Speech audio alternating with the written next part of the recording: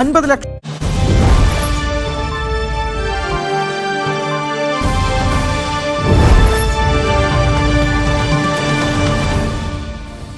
നമസ്കാരം, പ്രൈം ഡിബേറ്റിലേക്ക് സ്വാഗതം. PC ജോർജിന് വർഗീയ പരാമർശങ്ങൾ ഒഴിവാക്കാനാവില്ലേ?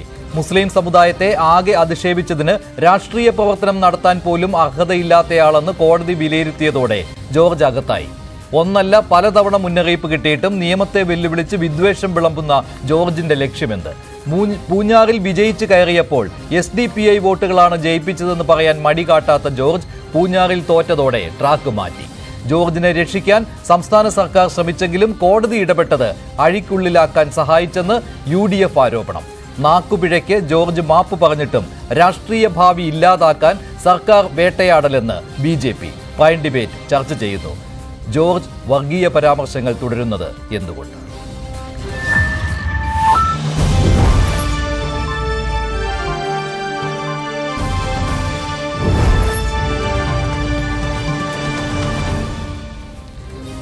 യൂത്ത് ലീഗ് നേതാവ് ശ്രീ CK ഷാക്കിർ, BJP നേതാവ് ശ്രീ ജോമോൻ ചക്കാലക്കൽ, രാഷ്ട്രീയ നിരീക്ഷകൻ ശ്രീ ശ്രീജിത്ത് പണിക്കർ, ക്രിസ്ത്യൻ കൗൺസിലിന്റെ പ്രതിനിധി ശ്രീ കെന്നഡി കരിമ്പിൻകാല എന്നിവരാണ് ചേരുന്നത്. ആദ്യം ശ്രീ CK ഷാക്കിർ, താങ്കളെ ചൂണ്ടിക്കാട്ടിയാണ് ഈ പരാമർശം PC ജോർജ് നടത്തിയത്. മുസ്ലിം സമുദായത്തെ ആകെ അധിക്ഷേപിക്കുന്ന രീതിയിലുള്ള ഒരു പരാമർശമാണ് അദ്ദേഹം നടത്തിയത്. പാകിസ്ഥാനിലേക്ക് പോകൂ എന്നുള്ള മുന്നറിയിപ്പും അദ്ദേഹം നൽകുകയുണ്ടായി. പക്ഷേ നിങ്ങളിപ്പോഴും പറയുന്നത് ഇക്കാര്യത്തിൽ ജോർജ് അഴിക്കുള്ളിലാകാൻ പോകുമ്പോഴും സംസ്ഥാന സർക്കാർ ജോർജിനെ രക്ഷിക്കാൻ ശ്രമിച്ചു എന്നാണ്.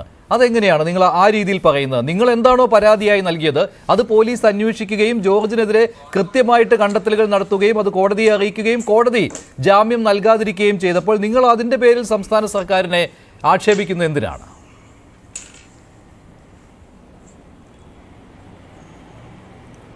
അല്ല, ഈ സംഭവം ഉണ്ടാകുന്നത് ജനുവരി 5-ാം തീയതിയാണ്.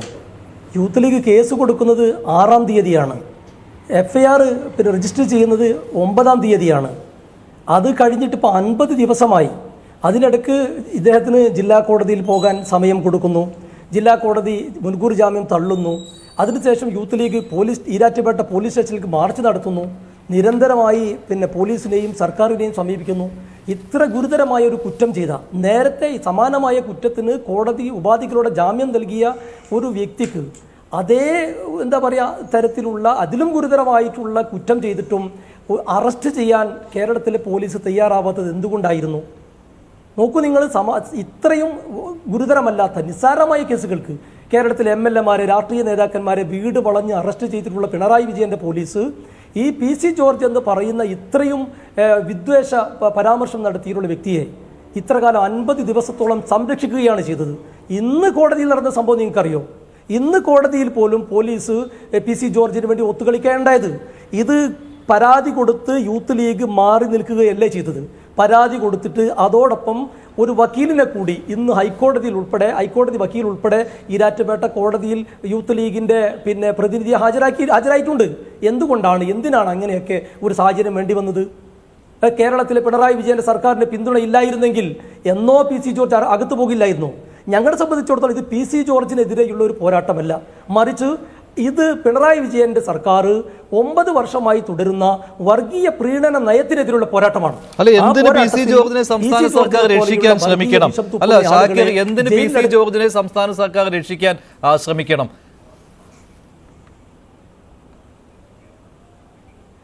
PC ജോർജിനെ മാത്രമല്ല, ഇതൊരു നിലപാടിനെ പിന്തുണയ്ക്കുകയാണ് പിണറായി വിജയന്റെ സർക്കാർ. നമുക്കറിയാം, കൊടകര കേസിൽ BJP സംസ്ഥാന പ്രസിഡന്റ് സുരേന്ദ്രൻ ഇപ്പോഴും യാതൊരു അന്വേഷണവും അല്ലെങ്കിൽ നടപടികളും നേരിടാതെ പുറത്തിരിക്കുകയാണ്.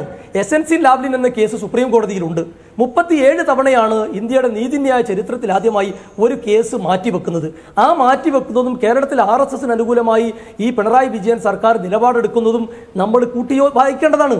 അതിൻ്റെ ഭാഗം കൂടിയാണ്. മാത്രമല്ല, ഈ വർഗീയമായ ചേരിതിരിവുണ്ടാക്കി അതിൽ നിന്ന് മുതലെടുത്ത് ഭരണത്തിലേറാനും രാഷ്ട്രീയ ലാഭം നേടാനുമാണ് ഈ കമ്മ്യൂണിസ്റ്റ് മാർക്സിസ്റ്റ് പാർട്ടിയുടെ പിണറായി വിജയന്റെ സർക്കാർ കാലങ്ങളായി തുടർന്ന് പോരുന്ന സമീപനം. അതിൻ്റെ ഭാഗം തന്നെയാണ്. നിങ്ങൾ നോക്ക്, അത് വളരെ നിസ്സാരമായ ലഘുലേഖ വിതരണം ചെയ്തതിൻ്റെ പേരിൽ നമ്മൾ മുജാഹിദ് പ്രവർത്തകരെ, അതുപോലെ തന്നെ CPM-ന് തന്നെ അലനും തോഹയും ഉൾപ്പെടെയുള്ള ആളുകളെയൊക്കെ ഈ വളരെ ഗുരുതരമായ കേസിൽ ജയിലിലടച്ചവരാണ്. അറിയാലോ, എന്നാൽ PC ജോർജിന് എന്തും പറയാം, ആരെയും പറയാം, നിയമവിരുദ്ധമായി പ്രവർത്തിക്കാം. നോക്കൂ നിങ്ങൾ, ഈ ജനുവരി 5-ന് ഈ വിഷയമുണ്ടായി. അതിനുശേഷമാണ് ജോസ് കെ മാണിയുടെ ഭാര്യയെക്കുറിച്ച്, നിഷയെക്കുറിച്ച് വളരെ മോശമായി പരാമർശം നടത്തിയിട്ടുള്ളത്.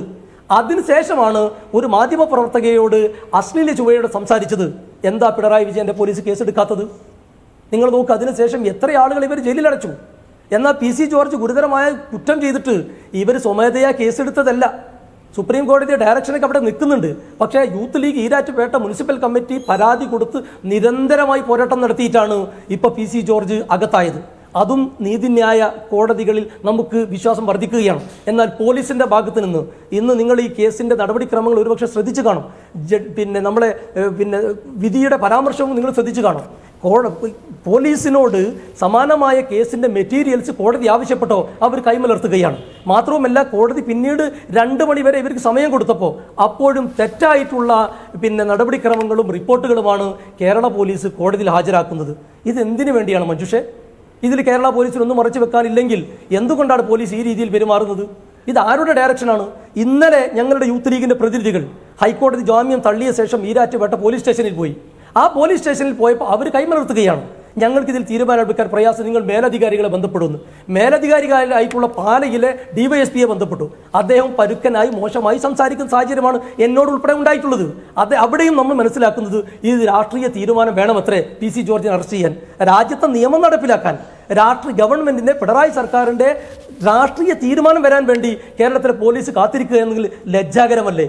നാണക്കേടല്ലേ കേരള പോലീസിന്? ഒറ്റപ്പെട്ട സംഭവമല്ലോ. ഇന്നും കേരളത്തിലെ പോലീസിനെ കുറിച്ച് കോടതി പരാമർശമുണ്ട്. ഇത് ഇന്ന് തുടങ്ങിയതല്ല. കേരളത്തിലെ കീഴ്ക്കോടതികളുമുണ്ട്, സുപ്രീം കോടതി വരെ പിണറായി വിജയൻ സർക്കാരിനെ ഓരോ ദിവസവും വിമർശിച്ചുകൊണ്ടിരിക്കുകയാണ്. ഉളുപ്പില്ലായ്മ കൊണ്ട് ഇവരവിടെ തുടരുകയാണ്. മാന്യതയുണ്ടെങ്കിൽ ഇത് പിണറായി വിജയനെതിരെയുള്ള പോലീസിനെതിരെ തിരിച്ചടിയാണ്. PC ജോർജിന് ജയിലിലടക്കുക എന്നുള്ളത് മാത്രമല്ല ഞങ്ങളുടെ ലക്ഷ്യം. അദ്ദേഹത്തെ വ്യക്തിപരമായി ജയിലിലടക്കുക എന്നതിനുപരി ഒരു നിലപാടിനെ, പിണറായി വിജയന്റെ RSSന്റെ പ്രീണന നയത്തെ, വർഗീയ പ്രീണന നയത്തിനെതിരെയുള്ള പോരാട്ടമായിരുന്നു മുസ്ലിം യൂത്ത് ലീഗ് നടത്തിയത്. അതിന്റെ വിജയമാണ് ഇന്ന് കോടതിയിലുണ്ടായിട്ടുള്ളത്. അതിൽ ഞങ്ങൾക്ക് സന്തോഷമുണ്ട്. വരും കാലങ്ങളിൽ ഈ RSSന്റെ പ്രീണന നയത്തിൽ നിന്നും പിണറായി വിജയന്റെ സർക്കാർ പുറകോട്ട് പോകുമെന്നാണ് കേരളീയ സമൂഹത്തിന്റെ പൊതുനന്മക്ക് അദ്ദേഹം ജോമോൻ ചക്കാലക്കൽ, BJPക്ക് പൂർണ്ണമായിട്ടും ഇവിടെ PC ജോർജിനെ പിന്തുണയ്ക്കാൻ കഴിയുന്നുണ്ടോ? ഉണ്ടെങ്കിൽ ഏത് രീതിയിൽ നിങ്ങൾ PC ജോർജിനെ പിന്തുണയ്ക്കുന്നുണ്ട്? എന്തായാലും ആ പരാമർശം അത് കേട്ടു നോക്കുമ്പോൾ ആർക്കും അതിന് പിന്തുണ നൽകാൻ കഴിയില്ല. കാരണം ഒരു സമുദായത്തെ മുഴുവനായിട്ട് അദ്ദേഹം പറയുകയാണ്, നിങ്ങളെല്ലാവരും വർഗീയവാദികളാണ് എന്ന രീതിയിലാണ് മുസ്ലിം സമുദായത്തോട് അദ്ദേഹം പറഞ്ഞത്. അവിടെ ഷാക്കിർ അത് കേട്ടതാണ്. ഷാക്കിറിനോടാണ് അദ്ദേഹം പറഞ്ഞത്, നിങ്ങളെല്ലാവരും വർഗീയവാദികളാണ് എന്നുള്ള പരാമർശം, പാകിസ്ഥാനിൽ പോകൂ എന്നുള്ള പരാമർശവും. ഇത് BJPക്ക് പിന്തുണയ്ക്കാൻ പറ്റുന്ന ഒന്നാണോ?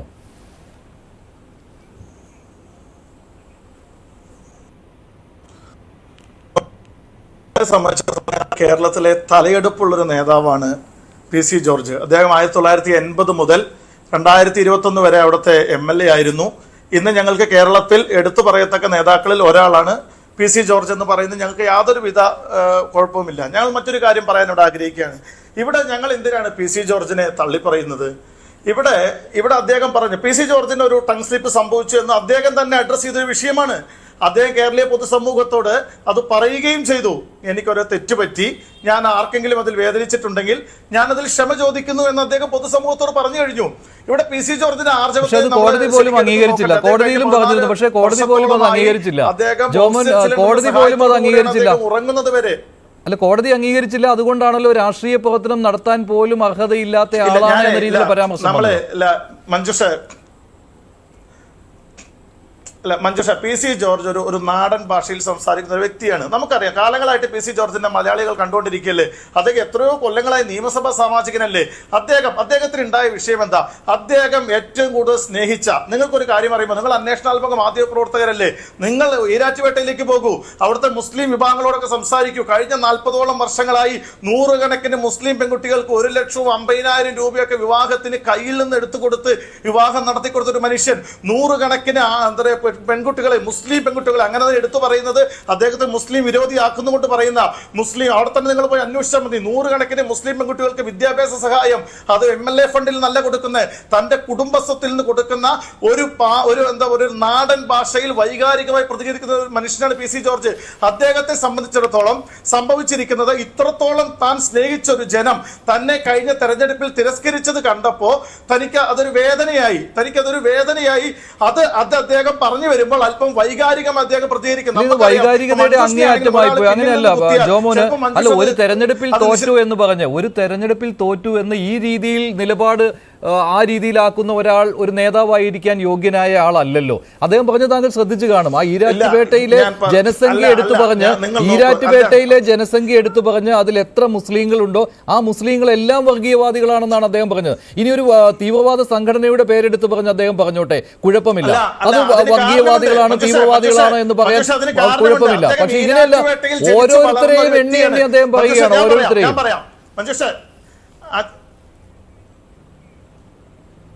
അദ്ദേഹം ഈരാറ്റുപേട്ടയിൽ ജനിച്ചു വളർന്നൊരു വ്യക്തിയാണ്. ഈരാറ്റുപേട്ടയുടെ ഇന്നലകളെ അദ്ദേഹത്തിന് നന്നായിട്ട് അറിയാം. ഈരാറ്റുപേട്ട ഇന്ന് എവിടെ എത്തി നിൽക്കുന്നു എന്ന് അദ്ദേഹത്തിന് അറിയാം. ഈരാറ്റുപേട്ടയെ ഒരു ഉള്ളംകൈയിൽ നടക്കുന്നത് പോലെ കൊണ്ടു നടന്ന ഒരു മനുഷ്യനാണ്. പൂഞ്ഞാറ് മണ്ഡലത്തിൽ അദ്ദേഹത്തിന് പേരെടുത്ത് വിളിക്കാൻ കഴിയാത്ത ഒരു മനുഷ്യനില്ല പൂഞ്ഞാറ് മണ്ഡലത്തിൽ. നിങ്ങൾക്കറിയുമോ? അദ്ദേഹം അത്രത്തോളം ആ മണ്ഡലത്തോട് ഇടചേർന്ന് പ്രവർത്തിക്കുന്ന ഒരു മനുഷ്യനാണ്. അദ്ദേഹത്തെ സംബന്ധിച്ചിടത്തോളം ഇന്നലകളുടെ ഈരാറ്റുപേട്ടയല്ല ഇന്ന് SDPI പോലെയുള്ള അല്ലെങ്കിൽ PFI പോലെയുള്ള മത തീവ്രവാദ സംഘടനകൾ ഈരാറ്റുപേട്ടയുടെ 4 പുറത്തും അവരെ വരിഞ്ഞു മുറുക്കിക്കൊണ്ടിരിക്കുമ്പോൾ ഒരു ദേശീയ താല്പര്യമുള്ള ഒരു രാഷ്ട്രീയ നേതാവ് എന്ന നിലയ്ക്ക് അദ്ദേഹം ഈ വിഷയത്തിൽ പ്രതികരിച്ചാലേ മതിയാകൂ. പക്ഷെ PFIയുടെ കാര്യം എടുത്തു പറഞ്ഞ് അദ്ദേഹത്തിന് വിമർശിക്കാമായിരുന്നു. അല്ല, PFIയുടെ കാര്യം എടുത്തു പറഞ്ഞുകൊണ്ട് അദ്ദേഹത്തിന് വിമർശിക്കാമായിരുന്നു. അതൊരു രാഷ്ട്രീയ വിമർശനമോ അല്ലെങ്കിൽ അല്ല ആ രീതിയിൽ കാണാമായിരുന്നു. പക്ഷെ അങ്ങനെയല്ല അദ്ദേഹം നടത്തിയത്. അതുകൊണ്ടാണ് ആ രീതിയിൽ അല്ല അദ്ദേഹം സംസാരിച്ചത്. അതുകൊണ്ടാണ് കോടതിയും അങ്ങനെ ഇടപെട്ടത്. ചർച്ചയിൽ നമ്മൾ വാദപ്രതിവാദങ്ങൾ നടത്തുമ്പോൾ ഇല്ല ഞാൻ പറയും, കോടതി നിയമപരമായിട്ട് കോടതിയുടെ വഴിക്ക് പൊക്കോട്ടെ. ഞങ്ങൾ കോടതി ഒന്നും പറഞ്ഞിട്ടില്ല. നോക്കൂ, ഞങ്ങൾ കോടതിയെ കല്ലെറിയാൻ പോയിട്ടുണ്ടോ? അല്ലെങ്കിൽ CPM ചെയ്ത പോലെ വടകര കോടതിയിൽ P. മോഹനെ അറസ്റ്റ് ചെയ്യാൻ പറഞ്ഞപ്പോൾ കോടതിയിൽ 3 മണിക്കൂറോളം കല്ലെറുകയും ജഡ്ജിക്ക് പോലും പുറത്തിറങ്ങാൻ കഴിയാത്ത രീതിയിൽ കോടതിയെ വിമർശിക്കുകയും ജഡ്ജിയെ ശുംഭൻ എന്ന് വിളിക്കുകയും ഞങ്ങൾ ചെയ്തിട്ടുണ്ടോ? ഈ മനുഷ്യന്റെ ആർജവത്തെ നിങ്ങളൊന്ന് നോക്കണം. ഈ മനുഷ്യൻ ഇത്രത്തോളം ആരോഗ്യസ്ഥിതി മോശമായിരിക്കുന്ന ഒരു മനുഷ്യൻ തന്റെ മരുമകളോടുകൂടെ കാറിൽ ചെന്ന് നടന്നാണ് ആ കോടതിയിലേക്ക് പോയത്. അല്ലാതെ P. ജയരാജനെ പോലെ ആംബുലൻസിനെ വിളിച്ചു വരുത്തി ശ്വാസം പോലും ലഭിക്കുന്നില്ലെന്ന് പറഞ്ഞ് അനുയായികളെ കൂട്ടുനിർത്തി ആംബുലൻസിൽ നിന്ന് CBI കാണുമ്പോൾ ആശുപത്രിയിലേക്കാണോ പോയത്? അല്ലല്ലോ. അദ്ദേഹം എത്ര ക്രെഡിബിലിറ്റി ഉള്ള മനുഷ്യനാണെന്നൊക്കെ, അദ്ദേഹത്തിന് യഥാർത്ഥമായ ആരോഗ്യ പ്രശ്നങ്ങൾ ഉണ്ടായിട്ട് പോലും അദ്ദേഹം വൃത്തിയായിട്ടല്ലേ ഇന്ന കാര്യങ്ങളെല്ലാം കൈകാര്യം ചെയ്തത്. അത്ര വൃത്തിയുള്ള കാര്യമായിരുന്നില്ല ശ്രീ ജോമോൻ ചക്കാലക്കൽ. അത് എത്രമാത്രം ന്യായീകരിച്ചാലും കാര്യമായിരുന്നില്ല. അല്ല, തൻഫ്ലിപ്പ് എന്ന് പറഞ്ഞ് തള്ളിക്കളയാൻ പറ്റാത്ത ഒന്നായിരുന്നു. ഇതിനു മുൻപും അദ്ദേഹം നടത്തിയ പരാമർശങ്ങളെ ആ രീതിയിലും കണ്ടിട്ടുണ്ട്, മുന്നറിയിപ്പുകളും നൽകിയിട്ടുള്ളതാണ്. എന്നിട്ട് പോലും അദ്ദേഹം നിയമത്തെ പോലും വെല്ലുവിളിക്കുന്ന രീതിയിൽ പെരുമാറി എന്നുള്ളതാണ്. ഉത്തരവാദിത്തപ്പെട്ട ഒരു രാഷ്ട്രീയ നേതാവാണല്ലോ അദ്ദേഹം. അല്ല, 1980 മുതൽ അല്ലെങ്കിൽ 2021 വരെയുടെ MLA ആയിരിക്കാൻ അത്രയും ഒരു മോശം മനുഷ്യനാണെങ്കിൽ ആ ജനങ്ങൾ വീണ്ടും തെരഞ്ഞെടുക്കുമായിരുന്നോ? ഇല്ല. അദ്ദേഹം, ഞാൻ പറഞ്ഞില്ലേ, അദ്ദേഹം അല്പം വൈകാരികമായി അല്പം പ്രഷറൊക്കെ കൂടി സംസാരിക്കുന്ന ഒരു മനുഷ്യനാണ്.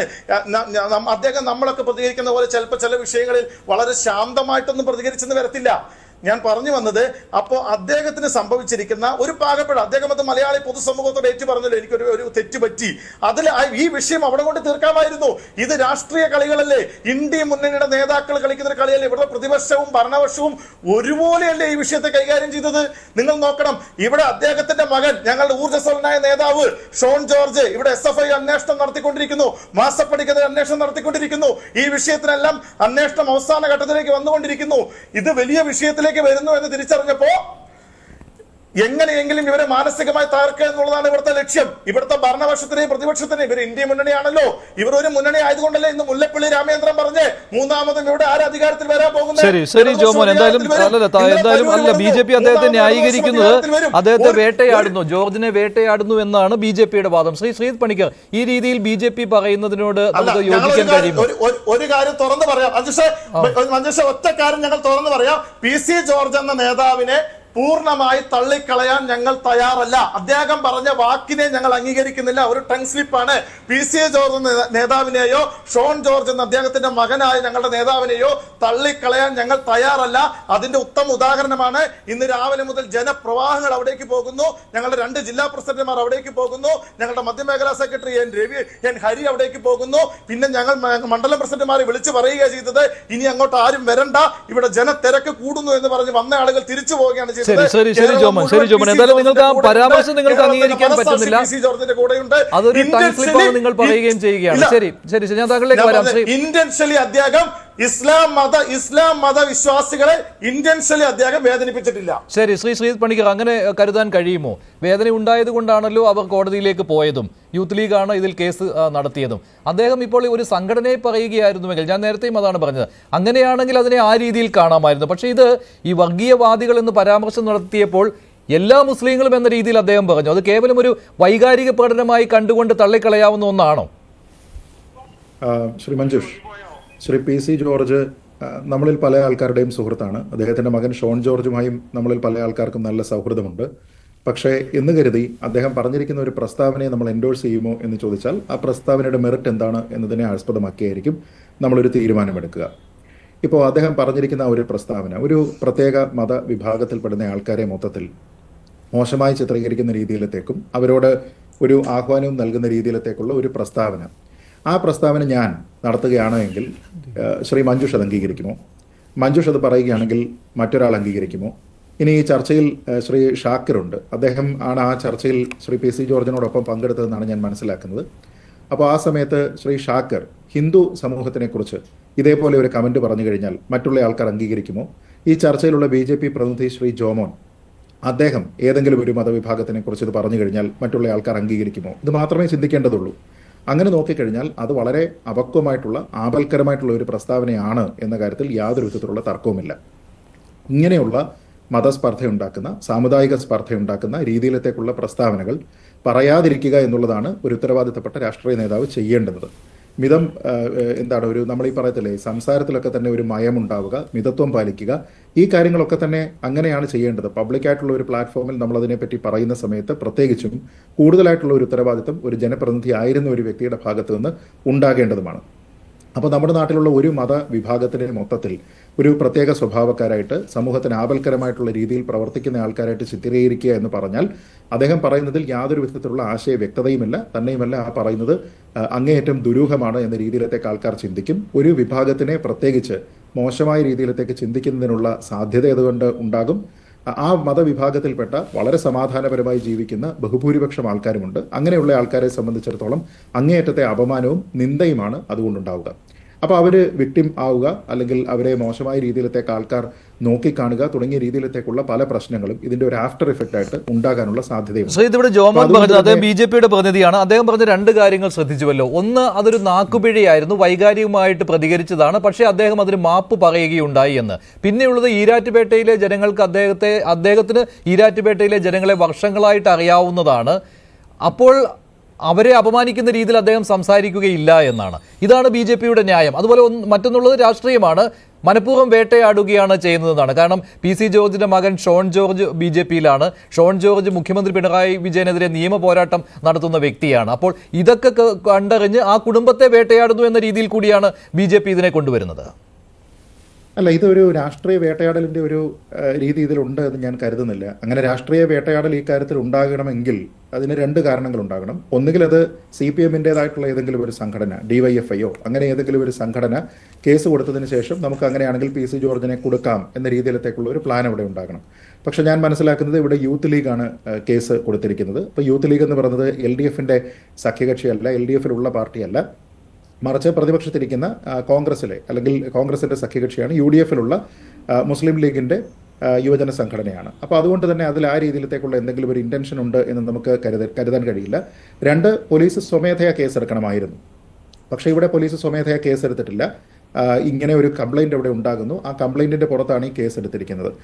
പിന്നെ ഇവിടെ ഈ പരാതി കൊടുത്തിരിക്കുന്ന യൂത്ത് ലീഗിൻ്റെ പ്രതിനിധിയെ കൂടിയായിട്ടുള്ള ശ്രീ ഷാക്കിർ പോലും ഇവിടെ പറയുന്നത് ആലോചിച്ച് നോക്കൂ. ഇതിൽ LDF സർക്കാർ കുറച്ച് സോഫ്റ്റ് ആയിട്ടുള്ള ഒരു നിലപാട് ശ്രീ PC ജോർജിനോട് സ്വീകരിക്കുന്നു എന്ന രീതിയിലത്തേക്കുള്ള ആക്ഷേപമാണ് അദ്ദേഹത്തിന് പോലും ഉള്ളത്. എന്ന് വെച്ച് കഴിഞ്ഞാൽ അതിൽ എന്തെങ്കിലും രീതിയിലത്തേക്കുള്ള ഒരു രാഷ്ട്രീയ ലാക്കോടുകൂടി PC ജോർജിനെ കൊടുക്കുന്നതിന് വേണ്ടി അല്ലെങ്കിൽ ഷോൺ ജോർജിന്റെ ശ്രമങ്ങളെ അണ്ടർമൈൻ ചെയ്യുന്നതിന് വേണ്ടിയിട്ടുള്ള ഒരു സമ്മർദ്ദമാണ് ഇതൊന്നും തന്നെ കരുതാനായിട്ട് കഴിയുന്ന സാധ്യതകളൊന്നും തന്നെ നമ്മുടെ മുന്നിലില്ല.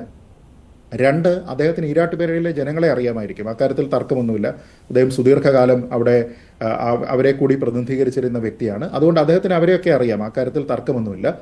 പക്ഷേ എന്ന് കരുതി ഈ വന്നിരിക്കുന്ന ഒരു പ്രസ്താവന, ആ പ്രസ്താവന ഇനി ആരെങ്കിലും ന്യായീകരിക്കുമോ ഡിഫെൻഡ് ചെയ്യുമോ അങ്ങനെ ചെയ്യേണ്ടതുണ്ടോ എന്ന് എനിക്കറിയില്ല. കാരണം BJP പോലും ആ പ്രസ്താവനയെ ഓൺ ചെയ്യുന്നില്ല. ഞാൻ മനസ്സിലാക്കുന്നത് ഈ ചർച്ചയിൽ BJP പ്രതിനിധിയായിട്ടുള്ള ശ്രീ ജോമോൻ പോലും ആ പ്രസ്താവനയെ ഓൺ ചെയ്യുന്നില്ല. അപ്പോൾ അതുകൊണ്ട് തന്നെ അതിൻ്റെ പേരിൽ ഈരാറ്റുപേട്ടയിലുള്ള ജനങ്ങളെ അദ്ദേഹത്തിന് അറിയാമെന്ന് പറയുന്നത് അവിടെ ഒരു വാദമായി തന്നെ നമുക്ക് ഉന്നയിക്കാൻ കഴിയുന്ന ഒരു കാര്യവുമല്ല. അത് തീരുമാനിക്കേണ്ടത് ഈരാറ്റുപേട്ടയിലുള്ള ജനങ്ങളാണ്, അല്ലെങ്കിൽ മുസ്ലിം മതവിഭാഗത്തിലുള്ള ആൾക്കാരാണ്. അടുത്തത്, അദ്ദേഹം മാപ്പ് പറഞ്ഞില്ലേ എന്ന് ചോദിച്ചു കഴിഞ്ഞാൽ ശരിയാണ്, അതൊരു വിവാദമാകുന്നു. അദ്ദേഹത്തിൻ്റെ അതൊരു നാക്കുപിഴയാണ് എന്ന് പറയുന്നു. അതാരെങ്കിലും ബുദ്ധിമുട്ടിച്ചിട്ടുണ്ട് എങ്കിൽ അദ്ദേഹം അവരോട് ഖേദം പ്രകടിപ്പിക്കുന്നു എന്ന് പറയുന്നു. അങ്ങനെ അദ്ദേഹത്തിന് ഒരു അഭിപ്രായം ഉണ്ടെങ്കിൽ അദ്ദേഹത്തിനെതിരെ കേസ് കൊടുക്കുന്ന ആൾക്കാർക്ക് ആ ഖേദപ്രകടനം തൃപ്തികരമായി തോന്നുക എന്നുള്ളതാണ്. നമ്മുടെ നാട്ടിൽ എല്ലായ്പ്പോഴും അങ്ങനെ തന്നെയാണ്. ഒരാൾ കേസ് കൊടുത്തു കഴിഞ്ഞാൽ അതിൽ പരസ്യമായിട്ട് ഖേദപ്രകടനം നടത്തിക്കൊണ്ട് ആ പ്രശ്നത്തിനെ അവസാനിപ്പിക്കാമെങ്കിൽ ആ ഖേദപ്രകടനം അത് കേൾക്കുന്നയാളിന് തൃപ്തി ഉണ്ടാകണം, അല്ലെങ്കിൽ കോടതിക്ക് തൃപ്തി ഉണ്ടാകണം. ഇത് രണ്ടിലൊന്ന് സംഭവിക്കുന്ന സമയം വരെയും അദ്ദേഹം പ്രതിസ്ഥാനത്ത് തന്നെ നിൽക്കുന്ന സാധ്യതയാണ്. ആ രീതിയിലാണ് നമ്മുടെ നിയമവ്യവസ്ഥ ഈ വിഷയങ്ങളെയൊക്കെ തന്നെ കൈകാര്യം ചെയ്യുന്നത്. അതുകൊണ്ട് അദ്ദേഹത്തിന്റെ ഭാഗത്തു നിന്നുണ്ടായിരിക്കുന്ന അപക്വമായിട്ടുള്ള ഇത്തരത്തിലുള്ള ഒരു പ്രസ്താവനയെ ഡിഫെൻഡ് ചെയ്യാനായിട്ടോ അല്ലെങ്കിൽ ആ വിഷയത്തിൽ അദ്ദേഹത്തിനെ ഡിഫെൻഡ് ചെയ്യാനായിട്ടോ ആർക്കെങ്കിലും സാധിക്കുമെന്ന് ഞാൻ കരുതുന്നില്ല. നമ്മൾ വേറൊരു കാര്യത്തിൽ ഇതിനെ ആലോചിച്ച് നോക്കിയാൽ മതി. അതായത് നാളെ മറ്റേതെങ്കിലും ഒരു നേതാവ്, ആ നേതാവ് ഇപ്പോൾ ഹിന്ദു മതത്തിൽപ്പെട്ടിരിക്കുന്ന ആൾക്കാരോട് ഏതെങ്കിലും ഒരു, ഇപ്പം നേരത്തെ മഞ്ജുഷ തന്നെ പറഞ്ഞതുപോലെ ഏതെങ്കിലും SDPI PFI ഇവരെയൊക്കെ തന്നെ പല ആൾക്കാരും കോൺഗ്രസിലുള്ളവരാണെങ്കിലും CPM-ലുള്ള ആൾക്കാരാണെങ്കിലും പല സമയത്തൊക്കെ തന്നെ വർഗീയ പ്രസ്ഥാനങ്ങൾ എന്നൊക്കെ തന്നെ വിളിച്ചു പറഞ്ഞിട്ടുള്ളതാണ്. അതേപോലെ RSSനെയും BJPയും ഒക്കെ തന്നെ പറയുന്നതാണ്. ഞാൻ പറഞ്ഞത് അങ്ങനെ പറയുന്ന രാഷ്ട്രീയ പ്രസ്ഥാനങ്ങളെയോ മറ്റേതെങ്കിലും സാമൂഹ്യ സംഘടനകളെയോ പറയുന്നതിനപ്പുറത്തേക്ക് അതിനെ ജനറലൈസ് ചെയ്തുകൊണ്ട്, ഇപ്പൊ മുസ്ലിം എന്ന് പറയുന്നത് പോലെ തന്നെ ഹിന്ദു എന്ന് പറഞ്ഞുകൊണ്ടോ വന്നിട്ടുള്ളത് PC ജോർജിനെ ആശുപത്രിയിൽ അഡ്മിറ്റ് ചെയ്തു. കോട്ടയം മെഡിക്കൽ കോളേജ് ആശുപത്രിയിൽ അഡ്മിറ്റ് ചെയ്തിരിക്കുകയാണ്. മെഡിക്കൽ കോളേജിൽ നടത്തിയ വൈദ്യ പരിശോധനയിൽ ECG വ്യതിയാനം കണ്ടെത്തിയതോടെയാണ് PC ജോർജിനെ കോട്ടയം മെഡിക്കൽ കോളേജ് ആശുപത്രിയിൽ അഡ്മിറ്റ് ചെയ്തത്. നേരത്തെ അദ്ദേഹത്തിനെ റിമാൻഡ് ചെയ്യുകയായിരുന്നു കോടതി. പോലീസ് കസ്റ്റഡിയിൽ വിട്ടുകൊടുത്തതിന് ശേഷം വൈകിട്ട് 6 മണിവരെ കസ്റ്റഡിയിൽ പോലീസിന് വെക്കാം, അതിനുശേഷം ജയിലിലേക്ക് മാറ്റുവാനാണ് തീരുമാനിച്ചിരുന്നത്. എന്നാൽ ജോർജ് ജയിലിലേക്കില്ല, ഇന്ന് അദ്ദേഹത്തെ ജയിലിലേക്ക് കൊണ്ടുപോവുകയില്ല. ജോർജിനെ ICUവിൽ, കോട്ടയം മെഡിക്കൽ കോളേജ് ആശുപത്രിയിലെ ICUവിൽ പ്രവേശിപ്പിച്ചിരിക്കുകയാണ്. കാർഡിയോളജി വിഭാഗത്തിലെ ICUവിലേക്കാണ് ജോർജിനെ അഡ്മിറ്റ് ചെയ്തിരിക്കുന്നത്. ഇപ്പോൾ ഇതിന്റെ കൂടുതൽ വിവരങ്ങൾ ശ്രീജിത്ത് അല്പസമയത്തിനകം നൽകും. ശ്രീജിത്ത്, എന്താണ് വിവരങ്ങൾ?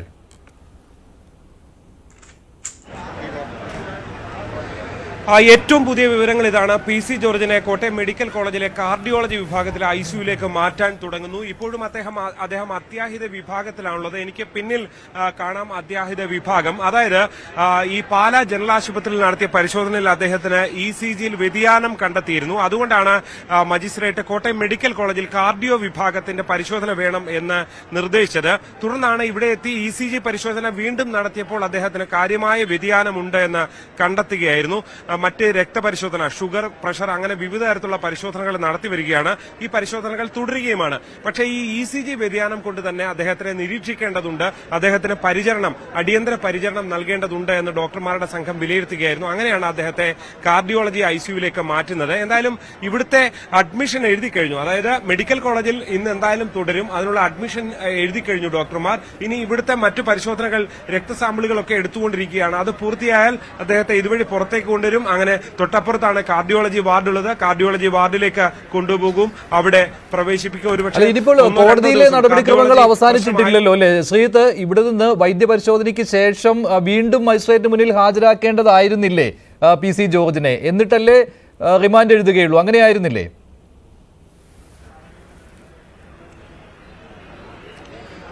അതിനു മുൻപ് തന്നെ കോടതിയിൽ ഹാജരാക്കിയിരുന്നു. അതായത് ഈ വൈദ്യപരിശോധന ഉച്ചയ്ക്ക് ശേഷം ആദ്യം നടത്തുന്നു, CHCയിൽ നടത്തുന്നു, അതിനുശേഷം പാല ജനറൽ ആശുപത്രിയിൽ നടത്തുന്നു. ഈ പരിശോധനയിലാണ് ഇദ്ദേഹത്തിന് ഇത്തരം വേരിയേഷൻ ഉണ്ട് എന്ന് കണ്ടെത്തിയത്.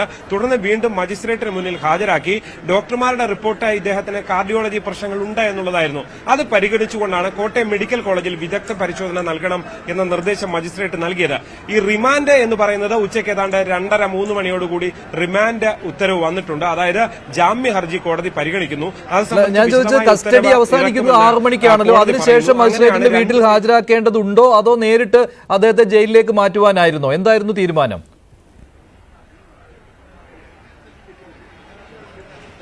നേരിട്ട് ഹാജരാക്കി മഞ്ജുഷ്. 6 മണിക്ക് ഈ കസ്റ്റഡി സമയം പൂർത്തിയായ ശേഷം നേരിട്ട് ഹാജരാക്കി. അതിനുശേഷമാണ് മജിസ്ട്രേറ്റ് മെഡിക്കൽ കോളേജിലേക്ക് പ്രവേശിപ്പിക്കാനുള്ള ഉത്തരവ് ഇട്ടത്. അതായത് മെഡിക്കൽ കോളേജിൽ പരിശോധനയ്ക്കുള്ള നിർദ്ദേശം നൽകിക്കൊണ്ടുള്ള ഉത്തരവിട്ടത്.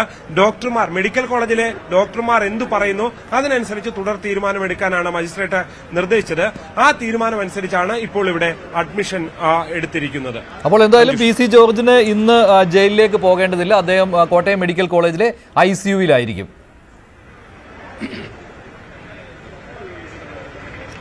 തീർച്ചയായും മഞ്ജുഷ, അദ്ദേഹം കോട്ടയം മെഡിക്കൽ കോളേജിൽ ഐസിയുവിലായിരിക്കും. ഇന്ന് ഐസിയുവിൽ പ്രവേശിപ്പിക്കുന്നു എന്ന് പറയുമ്പോൾ സ്വാഭാവികമായും 1-2 ദിവസത്തെ നിരീക്ഷണം വേണ്ടിവരും. കാരണം കാർഡിയോളജി പ്രശ്നങ്ങൾ ഉള്ള ആളാണ്. 12 വർഷമായി ഓക്സിജൻ കൃത്രിമമായി നൽകിക്കൊണ്ടാണ് അദ്ദേഹം രാത്രി ഉറക്കത്തിലേക്ക് പോയിരുന്നത്.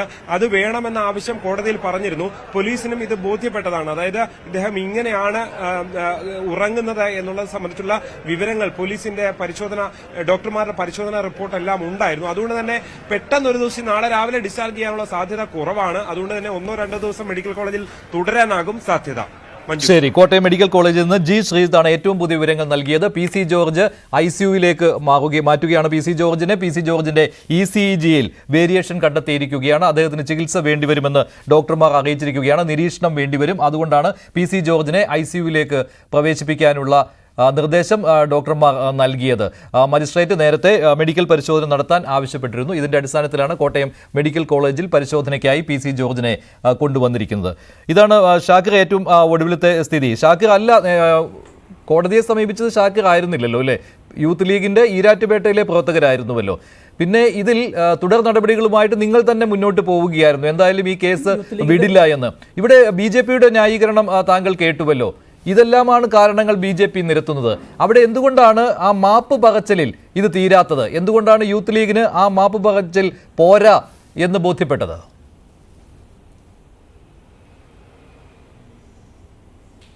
അല്ല, ഇത് നാക്കുപിഴയാണ് എന്ന് പറഞ്ഞ് ചെറുതാക്കേണ്ട ഒരു സംഗതിയാണോ?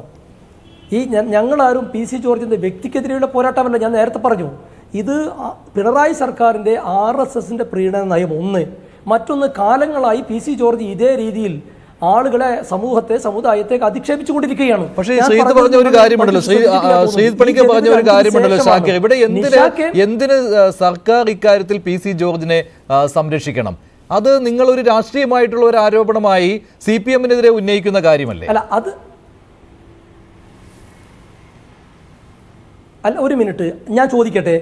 ഇത്ര ഗുരുതരമായ ഒരു കേസ് രജിസ്റ്റർ ചെയ്തു. നിരന്തരമായ പോരാട്ടം. 7 കേസുകളാണ്, പോലീസ് സ്റ്റേഷനിൽ പരാതികളാണ് വിവിധ പോലീസ് സ്റ്റേഷനുകളിൽ കേരളത്തിൽ അന്ന് ജനുവരി 6, 7, 8 കൊടുത്തിട്ടുള്ളത്. പക്ഷേ ജനുവരി 9 ഇത്രയും ഗുരുതരമായ പരാമർശം, അധിക്ഷേപം നടത്തിയിട്ട് കേരള പോലീസ് കേസെടുക്കുന്നത്. അതിന് നിരന്തരമായ സമ്മർദ്ദത്തിന് ശേഷമാണ്.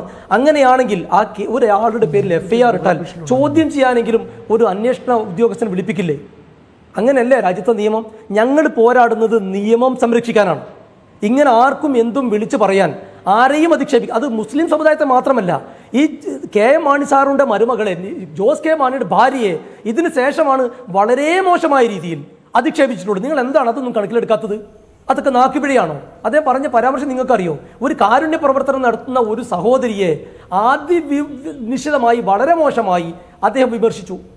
അതിനെന്താ പോലീസ് കേസെടുത്തോ? നിങ്ങൾ ബോബി ചെമ്മണ്ണൂരിനെതിരെ എന്താ പറയാ ഒരു പരാതി കിട്ടിയപ്പോൾ ജയിലിൽ അടച്ചല്ലോ. അതിനേക്കാൾ ഗുരുതരമല്ലേ ശരിക്കും നിഷയുടെ പേരിൽ ഇദ്ദേഹം പറഞ്ഞിട്ടുള്ളത്? നിങ്ങൾ അതൊരു കണക്കിലെടുക്കണില്ലേ? ഒരു മാധ്യമ പ്രവർത്തകയോട് അദ്ദേഹം പറഞ്ഞത് നിങ്ങൾ കണ്ടിട്ടില്ലേ മഞ്ജുഷേ? ഞങ്ങൾ പറയുന്നത് ഉത്തരേന്ത്യയിൽ നടന്നു വരുന്ന ഇതേപോലെയുള്ള വിദ്വേഷ പ്രസംഗങ്ങളുണ്ട്, പരാമർശങ്ങളുണ്ട്, പ്രസ്താവനകളുണ്ട്. അത് കേരളത്തിലേക്ക് കൊണ്ടുവരാൻ ശ്രമമാണ്. ആ ശ്രമത്തെ എന്ത് വില കൊടുത്തു? യാത്ര നടത്തിയവർക്കെതിരെ കേസെടുക്കണം. ഇസ്രായേലിലെ പ്രതിനിധികളെ വന്നപ്പോ അവരെ കളിയാക്കിയവർക്കെതിരെ കേസെടുക്കണം. ഇവിടെ കേസെടുക്കണം. ദൈവത്തെ വിത്താന്ന് പറഞ്ഞ നമ്മുടെ കേസെടുക്കണം. അത് പിണറായിന്റെ ഇവിടെ ഒരു വിഭാഗത്തിനെതിരെ മാത്രം കേസെടുക്കണം. ആ പ്രവണത അവസാനിപ്പിക്കണം. ഇവിടെ ഹിന്ദു സ്ത്രീകൾ ബ്രാഹ്മണരുടെ മക്കളെ പ്രസവിക്കാൻ വേണ്ടി മാത്രമാണെന്ന് പറഞ്ഞവർക്ക് കേസെടുക്കണം. ഇവിടെ കേസെടുക്കാൻ ഒരുപാട് കാര്യങ്ങളുണ്ട്. സുഹൃത്തെ, അല്ല, ഇത്തരത്തിൽ കേസുകൾ എടുക്കാനാണെങ്കിൽ കേരളത്തിലെ കോടതികൾ ഇതിന് മാത്രമായി ഭരണകൂടത്തിന്റെ പണിയല്ലേ? പോലീസിന്റെ അത് നിങ്ങൾ ഒരു മുന്നണിയല്ലേ?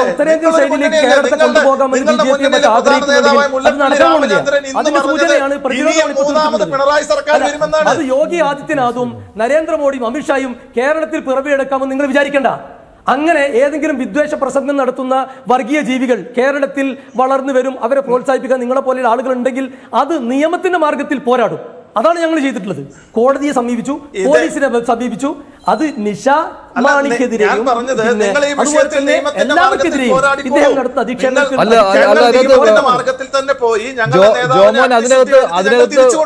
ജോമോൻ അതിനകത്ത് യൂത്ത് ലീഗുകാർ തുടർച്ചയായിട്ട് ഈ കേസിന്റെ പുറകെ നടന്നാണ് അവർ ഈ നിയമ പോരാട്ടത്തിൽ വിജയിക്കുകയും PC ജോർജിനെ അകത്താക്കാൻ പറ്റിയതും. അവരിപ്പോഴും പറയുന്നത് കേരള പോലീസ് ഒന്നും ചെയ്തില്ല, മുകളിൽ നിന്ന് ഉള്ള നിർദ്ദേശത്തിന് വേണ്ടി കാത്തിരിക്കുകയായിരുന്നു.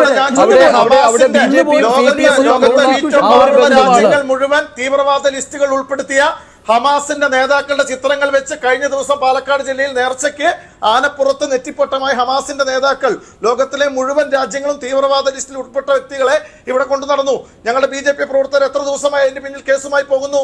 ഇതുവരെ ഒരു അറസ്റ്റ് നടത്തിയോ? ഒരു FIR ഇടാൻ ഈ പിണറായിയുടെ പോലീസ് ചെയ്തോ? എന്തൊരു ഇവിടെ പ്രീണനം ഏതു ഭാഗത്താ? നിങ്ങൾ ഒരു മുന്നണിയുടെ പ്രീണനം നടത്തിക്കൊണ്ടിരിക്കല്ലേ?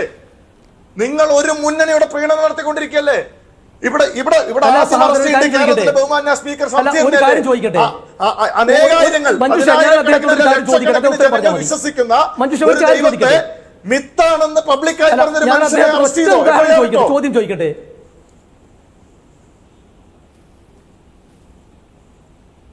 അല്ല, ഒരു കാര്യം ചോദിച്ചോട്ടെ. ചോദിച്ചോളൂ. ഒറ്റ കാര്യം ചോദിച്ചോട്ടെ. ഹലോ, അതായത് ഇപ്പൊ BJPയുടെ സംസ്ഥാന പ്രസിഡന്റ് സുരേന്ദ്രൻ കൊടകര കുഴൽപ്പണ കേസിൽ അദ്ദേഹം കുറ്റാരോപിതനാണല്ലോ. കേരള പോലീസ് ആദ്യം അന്വേഷണം നടത്തി റിപ്പോർട്ട് നൽകി. ഇപ്പൊ BJPയുടെ ഓഫീസ് സെക്രട്ടറി അദ്ദേഹത്തിന് പരാതി കൊടുത്തു. എന്താ പിണറായി വിജയന്റെ പോലീസ് സുരേന്ദ്രന്റെ നടപടിയെടുക്കാത്തത്? രാഷ്ട്രീയ എതിരാളിയാണെങ്കിൽ BJPയുടെ സംസ്ഥാന പ്രസിഡന്റ് ഇത്രയും ഗുരുതരമായ തെറ്റ് ചെയ്തു എന്ന് BJPയുടെ ഓഫീസ് സെക്രട്ടറി ഒടുവിൽ പരാതി കൊടുക്കുന്നു, എല്ലാം മൊഴി കൊടുക്കുന്നു. എന്തുകൊണ്ട്? അതാണ് നിങ്ങൾ CJP-യാണ് കേരളം ഭരിക്കുന്നത്. പിണറായി വിജയന്റെ SMC ലാബിൽ കേസ് മറയാക്കി, അതുപോലെ തന്നെ പിണറായിയുടെ മരുമകന്റെ കേസുകൾ കുത്തിപ്പൊക്കി അത് കാണിച്ചു പേടിപ്പിച്ചു BJP കേരളത്തിൽ കാര്യം നടന്നു. 2 പ്രാവശ്യം കേരളത്തെ മുടിച്ച പിണറായി സർക്കാർ മൂന്നാമത് വരുമെന്ന് പറയുന്നു. രണ്ടാമത് പറയുന്നു. ഇന്ന് മുല്ലപ്പള്ളി രാമചന്ദ്രൻ പറയുന്ന ആളുകൾ ചെറിയ ആളുകളല്ല, ഒരു ബൂത്ത് പ്രസിഡന്റ് അല്ല കോൺഗ്രസിന്റെ. മുല്ലപ്പള്ളി രാമചന്ദ്രനെ പോലുള്ള ഒരു വ്യക്തി പറയുക മൂന്നാമത് വീണ്ടും പിണറായി സർക്കാർ വരുമെന്ന്. നിങ്ങൾ അപ്പോൾ ഒരു മുന്നണിയല്ലേ? നിങ്ങൾ ഒരുമിച്ച് ഭരിക്കണം. 70 സീറ്റിൽ നിങ്ങൾ ഇവിടെ മത്സരിക്കണം. ഞങ്ങൾ നിങ്ങൾക്കെതിരെ പ്രതിപക്ഷത്ത് മത്സരിക്കാം. നിങ്ങൾ 70 സീറ്റിലാണ് മത്സരിക്കേണ്ടത്. വാസ്തവത്തിൽ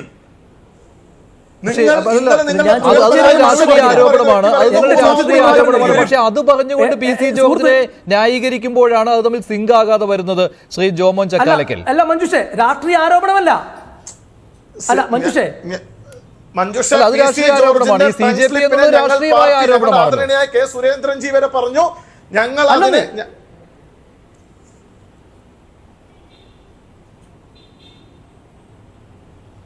ഞങ്ങൾ അതിനെ അഡ്രസ് ചെയ്യുന്നില്ല, ഞങ്ങൾ അതിനെ ഓൺ ചെയ്യുന്നില്ല. ആ ഒരു പരാമർശം തെറ്റായി പോയി. പക്ഷേ PC ജോർജ് എന്ന വ്യക്തിയുടെ മുൻകാല ചരിത്രം അറിയാവുന്ന ആളുകൾക്കറിയാം, കേരളീയ സമൂഹത്തിനറിയാം. ഇന്റൻഷ്യലി PC ജോർജ് അത് അങ്ങനെ പറഞ്ഞതല്ല എന്ന് എല്ലാവർക്കും അറിയാം. അദ്ദേഹത്തെ ഞാൻ പറഞ്ഞല്ലോ, നിങ്ങൾ ഈരാറ്റുപേട്ടയിലേക്ക് ചെല്ല്, മുസ്ലിം സഹോദരങ്ങളുടെ വീടുകളിലേക്ക് ചെല്ല്. ഷാക്കിർ നാളെ പോ, ഞാനും വേണമെങ്കിൽ താങ്കളുടെ കൂടെ വരാം. അദ്ദേഹം എത്രയോ മുസ്ലിം സഹോദരങ്ങളെ സ്നേഹിക്കുന്ന വിവരം അവരുടെ കയ്യിൽ നിന്ന് വാങ്ങിച്ചെടുക്ക്. ഒരു വ്യക്തിയെ അദ്ദേഹം ജാതി നോക്കി മതം നോക്കി സ്നേഹിക്കുന്ന ഒരു വ്യക്തിയല്ല. അദ്ദേഹം ഒരു ശുദ്ധനായ മനുഷ്യനാണ്.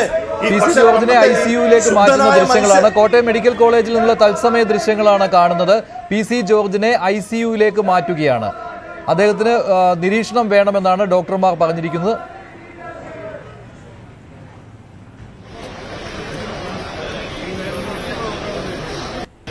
മുഴുവൻ ശിക്ഷിച്ചാലും 3 വർഷം വരെ തടവ് ലഭിക്കാവുന്ന ശിക്ഷയ്ക്ക് ഇന്ന് തന്നെ കോടതിക്ക് ജാമ്യം കൊടുക്കാമായിരുന്നു. അതാണ് ഞങ്ങളുടെ അഭിപ്രായം. കൂടെ കൂടിയതിനു ശേഷമാണ്, അദ്ദേഹത്തിന്റെ നിലപാട് മാറിയതിനു ശേഷമാണ്. അല്ല, അങ്ങനെയല്ല. നേരത്തെയും അദ്ദേഹം ശ്രീ ഷാക്കിർ ഒരു സെക്കൻഡ് ഷാക്കിർ ഒരു സെക്കൻഡ്, നേരത്തെ അദ്ദേഹം ഇപ്പൊ ഈരാറ്റുപേട്ടയിൽ ജയിച്ചത് SDPA സഹായത്തോടു കൂടിയാണ് എന്ന് അദ്ദേഹം തുറന്നു പറഞ്ഞിരുന്നു. ഈരാറ്റുപേട്ടയിലെ മുസ്ലിങ്ങളാണ് എന്നെ ജയിപ്പിച്ചത് എന്ന് അദ്ദേഹം തുറന്നു പറഞ്ഞിട്ടുള്ളയാളാണ്. ആ സമയത്ത് അദ്ദേഹത്തിന്റെ പരാമർശങ്ങൾ മറ്റൊരു രീതിയിലായിരുന്നു. ഇപ്പോൾ ജോസഫ് സാറിന്റെ കൈവെട്ടിയ കേസ് ഉണ്ടായ സമയത്ത് അദ്ദേഹം SDPA ഒക്കെ ന്യായീകരിക്കുന്ന രീതിയിലാണ് സംസാരിച്ചത്. അത് താങ്കൾ ഓർമ്മയുണ്ടല്ലോ താങ്കൾക്ക്? കൈയല്ല തലയാണ് വെട്ടേണ്ടത് എന്ന രീതിയിലുള്ള മാത്രമല്ല അതിരൂക്ഷമായ അതാണ് ആർക്കും അംഗീകരിക്കാൻ പറ്റാത്ത പരാമർശം അദ്ദേഹത്തിന്റെ ഭാഗത്തുണ്ടായി. അപ്പോൾ അദ്ദേഹം ഒരു സമുദായത്തെ അടച്ചാക്ഷേപിക്കുന്നയാളെന്ന് ഇപ്പോൾ പറയുന്നു, മുസ്ലിം സമുദായത്തെ അടച്ചാക്ഷേപിക്കുന്ന ആളെന്ന്. അപ്പോൾ അന്ന് അദ്ദേഹം അങ്ങനെ ആയിരുന്നില്ല. ഏത് തീവ്രവാദ പ്രവർത്തനം നടത്തുന്നവരെയും അനുകൂലിക്കുമായിരുന്നു അദ്ദേഹം. PFI അദ്ദേഹം അനുകൂലിക്കുമായിരുന്നു. ഷോണിന്റെ പ്രതികരണത്തിലേക്ക് അഡ്മിഷൻ ഇവിടെ എഴുതി, മെഡിസിൻ അഡ്മിഷൻ എഴുതി. എന്ത് ചെയ്യണമെന്നുള്ളത് ഞാൻ അവർ കണ്ടിട്ട് തീരുമാനിക്കും. ഇവിടെ വന്നിട്ട് വേരിയേഷനും പ്രഷറും സെയിം ലെവലാണ്. ഇന്ന് അതുകൊണ്ട് അഡ്മിഷൻ തന്നെയാണ്. അഡ്മിറ്റ് ചെയ്തെന്നാ പറഞ്ഞത്. അങ്ങോട്ട് ട്രാൻസ്ഫർ ചെയ്തു, അഡ്മിറ്റ് ചെയ്തെന്നാണ് അവർ പറഞ്ഞത്. ജി ശ്രീജിത്തുണ്ട് കൂടുതൽ വിവരങ്ങളുമായി. ശ്രീജിത്ത്, എന്താണ് വിവരങ്ങൾ? ICUലേക്ക് മാറ്റുകയാണ് അല്ലേ കോട്ടയം മെഡിക്കൽ കോളേജിലെ, അല്ലേ? തത്സമയ ദൃശ്യങ്ങളാണ് കണ്ടത്. PC ജോർജിന് അദ്ദേഹത്തിന്റെ ആരോഗ്യനിലയിൽ ചെറിയ പ്രശ്നങ്ങളുണ്ട്. അദ്ദേഹത്തിന്റെ ECGയിൽ വേരിയേഷൻ കണ്ടു. അതിനാലാണ് അദ്ദേഹത്തിന് നിരീക്ഷണം വേണമെന്ന് ഡോക്ടർമാർ പറഞ്ഞത്. അതുകൊണ്ട് ഇന്ന് ജയിലിലേക്ക് മാറ്റുന്നില്ല. കോട്ടയം മെഡിക്കൽ കോളേജിലാണ് അദ്ദേഹം ഉള്ളത്. ശ്രീജിത്ത് പണിക്കർ, ഇവർ തമ്മിൽ തർക്കിക്കുമ്പോഴും ഇവിടെ ഒരു സമുദായത്തെ മാത്രം അദ്ദേഹം ആക്ഷേപിക്കുന്നു, അത് അദ്ദേഹത്തിന്റെ പതിവാണ് എന്ന രീതിയിലാണല്ലോ PC ജോർജിനെതിരെയുള്ള ആക്ഷേപങ്ങൾ. അത് ശരിയുമാണ്. ഇപ്പോൾ അദ്ദേഹം കടുത്ത വിമർശനം ആർക്കും അംഗീകരിക്കാൻ പറ്റാത്ത അധിക്ഷേപ വർഷങ്ങളാണ് അദ്ദേഹം മുസ്ലിം സമുദായത്തിനെതിരെ നടത്തിയത്. പക്ഷേ നേരത്തെ അദ്ദേഹം എങ്ങനെയായിരുന്നു? ഈരാറ്റുപേട്ടയിൽ പൂഞ്ഞാറിൽ ജയിച്ച സമയത്ത് അദ്ദേഹത്തിന്റെ പരാമർശങ്ങൾ എങ്ങനെയായിരുന്നു? അപ്പോൾ നേരെ വിപരീതമായിരുന്നു അദ്ദേഹത്തിന്റെ പരാമർശങ്ങൾ. അപ്പോൾ അദ്ദേഹം വോട്ട് ബാങ്ക് രാഷ്ട്രീയം പോലും അവിടെ കണ്ടുകൊണ്ടാണ് ഇത്തരത്തിലുള്ള പരാമർശങ്ങൾ നടത്തിക്കൊണ്ടിരിക്കുന്നത്. അപ്പോൾ നിലപാടുകൾ മാറ്റിക്കൊണ്ടിരിക്കുന്ന ആളെ എന്നുകൂടി അദ്ദേഹത്തെ പറയേണ്ടി വരും. അല്ല, അത് തന്നെയാണ് ഇത്തരത്തിലുള്ള പ്രസ്താവനകളുടെ പ്രശ്നം. അതായത് നമ്മൾ ഒരു സമയത്ത് ഒരു നിലപാട് സ്വീകരിക്കുകയും ആ നിലപാടിനോട് ചേർന്ന് നിൽക്കുന്ന രീതിയിലത്തേക്കുള്ള ചില പ്രസ്താവനകൾ പറയുകയും അത് സമൂഹത്തിൽ വലിയ രീതിയിലത്തേക്കുള്ള ഒരു അരക്ഷിതാവസ്ഥ ഒരു വിഭാഗത്തിന് ഉണ്ടാക്കുകയും ചെയ്യുകയും പിന്നീട് അതിൽ നിന്ന് മറുകണ്ഠം ചാടി മറ്റൊരു തരത്തിലുള്ള ഒരു പ്രസ്താവന നടത്തി വേറൊരു വിഭാഗത്തിന് പ്രശ്നമുണ്ടാകുന്ന രീതിയിലത്തേക്കൊക്കെ പറയുകയും ചെയ്യുക എന്ന് പറയുന്നത് അക്കൗണ്ടബിലിറ്റി ഇല്ലാത്തത് കൊണ്ടാണ്. ഇവിടുത്തെ ഏറ്റവും പ്രധാനപ്പെട്ട പ്രശ്നം ഇത് സമൂഹത്തിൽ ഉണ്ടാക്കുന്ന എന്താണ്? വലിയൊരു അരക്ഷിതാവസ്ഥയാണ്. ഓരോ വിഭാഗത്തിനും അങ്ങോട്ടും ഇങ്ങോട്ടും തമ്മിൽ സ്പർദ്ധയുണ്ടാക്കാനുള്ള കാരണങ്ങളാണ്. അതുകൊണ്ട് തന്നെ ഞാൻ ഒന്ന് ഇടപെടുകയാണ്. ഇപ്പോൾ തത്സമയ ദൃശ്യങ്ങളാണ് കാണുന്നത്. ഇത് കോട്ടയം മെഡിക്കൽ കോളേജിലെ ദൃശ്യങ്ങളാണ്. അദ്ദേഹത്തിന് നിരീക്ഷണം വേണമെന്ന് ഡോക്ടർമാർ പറഞ്ഞതോടെ ICUലേക്ക് മാറ്റുന്ന ദൃശ്യങ്ങളാണ് കാണുന്നത്. ആംബുലൻസിലാണ് ICUവിന്റെ മുന്നിലേക്ക് കൊണ്ടുവന്നത്. അവിടെ അദ്ദേഹത്തെ ICUവിലേക്ക് മാറ്റുന്ന തത്സമയ ദൃശ്യങ്ങളാണ് കാണുന്നത്. ജി ശ്രീജിത്ത് ചേരുന്നു. ശ്രീജിത്ത്, എന്തൊക്കെയാണ് വിവരങ്ങൾ?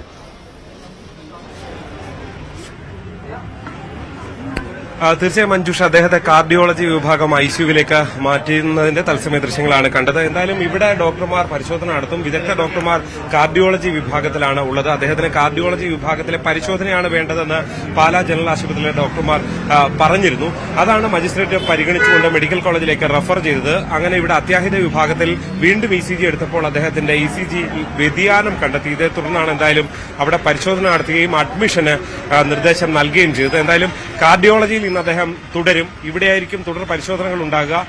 എത്ര നേരം ഈ നിരീക്ഷണം വേണം എന്നൊക്കെ കാര്യത്തിൽ ഡോക്ടർമാരാണ് തീരുമാനമെടുക്കുക. എന്തായാലും PC ജോർജ് ഇന്ന് ആശുപത്രിയിൽ തുടരും. ജയിലിലല്ല, ആശുപത്രിയിലാകും ഉണ്ടാകുക എന്ന് ഏതാണ്ട് വ്യക്തമാകുകയാണ്. മഞ്ജുഷ്, ഇനിയുള്ള അദ്ദേഹത്തിന്റെ ജാമ്യാപേക്ഷ അത് എന്നത്തേക്കുണ്ടാകും? ആ രീതിയിലുള്ള കാര്യങ്ങൾ ഷോൺ പറയുകയുണ്ടായോ?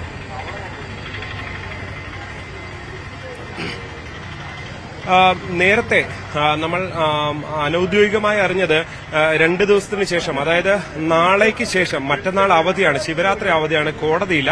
അതിനടുത്ത ദിവസം ഒരുപക്ഷെ ഈരാറ്റുപേട്ട മജിസ്ട്രേറ്റ് കോടതിയിൽ തന്നെ ജാമ്യ ഹർജി വീണ്ടും നൽകാനായിരുന്നു ആലോചന. അതിനുള്ള നീക്കങ്ങൾ PC ജോർജിന്റെ ഭാഗത്ത് നിന്ന് അല്ലെങ്കിൽ ഷോൺ ജോർജിന്റെ ഭാഗത്ത് നിന്ന് ഉണ്ടാകും.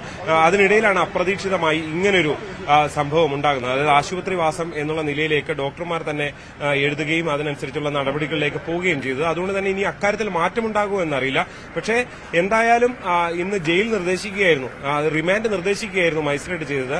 പക്ഷേ അതിനിടയിൽ ഇങ്ങനെ ഒരു സംഭവം ഉണ്ടായപ്പോൾ ഇനി ഇത്തരം കാര്യങ്ങളിൽ വീണ്ടും കൂടിയാലോചനകൾ ഒരുപക്ഷെ ഉണ്ടായേക്കാം. എന്തായാലും ആശുപത്രിവാസം എത്ര ദിവസം വേണം എന്നതെല്ലാം അനുസരിച്ചുകൂടിയായിരിക്കും വീണ്ടും ജാമ്യാപേക്ഷ നൽകുന്ന കാര്യത്തിലും ഒരു അന്തിമമായ വ്യക്തത വരിക. ശരി, ജി ശ്രീജിത്താണ് കോട്ടയം മെഡിക്കൽ കോളേജിൽ നിന്ന് വിവരങ്ങൾ നൽകിയത്.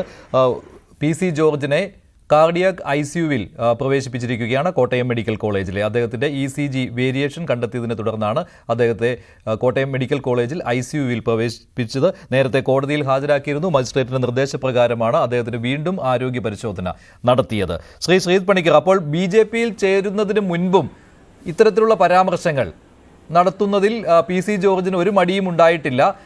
അതിനാൽ തന്നെ BJPക്ക് ഒരു ബാധ്യതയാണോ എന്ന ചോദ്യത്തിന് ഇപ്പോൾ അർത്ഥമുണ്ടോ? അല്ല, നോക്കൂ, ശ്രീ PC ജോർജ് ഏത് പാർട്ടിയിലാണെങ്കിലും ഏത് മുന്നണിയിലാണെങ്കിലും അദ്ദേഹം സംസാരിക്കുന്ന ഒരേ രീതിയിലാണ്. ഇപ്പോൾ നമ്മൾ ശ്രീ MM മണിയുടെ സംസാര രീതി എങ്ങനെയാണ്, അദ്ദേഹം നാളെ വേറൊരു പാർട്ടിയിൽ ചേർന്ന് കഴിഞ്ഞാൽ അത് മാറുമോ എന്നൊക്കെ ചിന്തിക്കുന്നത് പോലെ തന്നെയാണ്. ഓരോ ആളിനും ഓരോ സ്റ്റൈലുണ്ട്. ആ സ്റ്റൈൽ ചിലപ്പോഴൊക്കെ അപകടകരമായി വരും. ആ അപകടകരമായി വരുന്ന സമയത്ത് അതിൻ്റെ ഭവിഷ്യത്ത് നേരിടുക എന്നുള്ളത് മാത്രമേ ഉള്ളൂ. ഇവിടെ കേസ് കൊടുത്തിരിക്കുന്നതുമായി ബന്ധപ്പെട്ടിരിക്കുന്ന സാഹചര്യം അതെല്ലാവരും കണ്ടിട്ടുള്ളതാണ്. അതിലെന്തെങ്കിലും രീതിയിൽ അദ്ദേഹത്തിൻ്റെ ഭാഗത്തിനെ ഡിഫെൻഡ് ചെയ്യാനായിട്ടുള്ള ഒരു കാര്യവും ഉണ്ടെന്ന് ഞാൻ കരുതുന്നില്ല. പിന്നെ കേസ് കൊടുക്കാനായിട്ട് ആർക്കെങ്കിലും അവകാശമുണ്ടോ എന്ന് ചോദിച്ചാൽ നിശ്ചയമായിട്ടും ഒരു സമുദായത്തിനെതിരെ വലിയ സ്പർദ്ധയുണ്ടാക്കുന്ന രീതിയിൽ അവരെ വലിയ ക്രിമിനലുകളായിട്ട് ചിത്രീകരിക്കുന്ന രീതിയിലത്തേക്കുള്ള ഒരു പ്രസ്താവന വന്നു കഴിഞ്ഞാൽ കേസ് എടുക്കാവുന്നതാണ്, കേസ് കൊടുക്കാവുന്നതാണ്. അത് കൊടുക്കുന്ന സമയത്ത് പോലീസ് അതിൽ കേസെടുക്കുകയോ മറ്റു നടപടികളുമായി മുന്നോട്ട് പോവുകയോ ചെയ്യുമ്പോൾ അതിലൊന്നും തന്നെ അസ്വാഭാവികമായിട്ട് എന്തെങ്കിലും ഉണ്ടെന്ന് ഞാൻ കരുതുന്നില്ല. അതുകൊണ്ടാണ് ഞാൻ പറഞ്ഞത്, സപ്പോസ് ഇതിപ്പോൾ ക്രിസ്ത്യനായിട്ടുള്ള PC ജോർജ് മുസ്ലിം വിഭാഗത്തിനെ പറ്റി പറഞ്ഞു എന്നുള്ളതാണല്ലോ. ഞാൻ പറയുന്നത് വേറൊരു കോണ്ടെക്സ്റ്റ് കരുതിക്കോളൂ. മുസ്ലിമോ ക്രിസ്ത്യനോ ആയിട്ടുള്ള ഒരാൾ ഹിന്ദുക്കൾ എല്ലാവരും തീവ്രവാദികളാണ് എന്ന രീതിയിലത്തേക്കുള്ള ഒരു പ്രസ്താവന നാളെ പറഞ്ഞാൽ എന്ത് തരത്തിലുള്ള നടപടിയായിരിക്കും നമ്മുടെ നാട്ടിലുള്ള ഹിന്ദു സംഘടനകൾ എടുക്കുക? അവിടെ ഈ പ്രശ്നം തീർന്നു. അവിടെ അദ്ദേഹം പെട്ടെന്ന് അടുത്ത ദിവസം മാപ്പ് പറഞ്ഞു കഴിഞ്ഞാൽ എങ്കിൽ നമുക്ക് കേസുമായി മുന്നോട്ട് പോകണ്ട എന്ന് തീരുമാനിക്കുമോ? അങ്ങനെ തീരുമാനിക്കുമെന്ന് പറയാനായിട്ട് BJPയുടെ പ്രതിനിധിക്ക് ഈ ചർച്ചയിൽ കഴിയുമോ? അങ്ങനെ ആരെങ്കിലും പറഞ്ഞു ഈ രീതിയിലത്തേക്ക് ഹിന്ദു സമൂഹത്തിൻ്റെ മൊത്തത്തിൽ മോശമായ രീതിയിലത്തേക്ക് ചിത്രീകരിച്ചതിന് ശേഷം അടുത്ത ദിവസം അതൊരു നാക്കുപിഴയായിരുന്നു എന്ന് ഖേദം പ്രകടിപ്പിച്ചു കഴിഞ്ഞാൽ കേസ് വേണ്ട എന്ന പാർട്ടി തീരുമാനിക്കും എന്ന് പറയാൻ കഴിയുമോ? നമ്മൾ എത്രയോ ഇത്തരത്തിലുള്ള ശ്രീജിത്ത് പണിക്കരെ എത്രയോ വിഷയങ്ങളിൽ ഇപ്പൊ തന്നെ ചോദിക്കട്ടെ,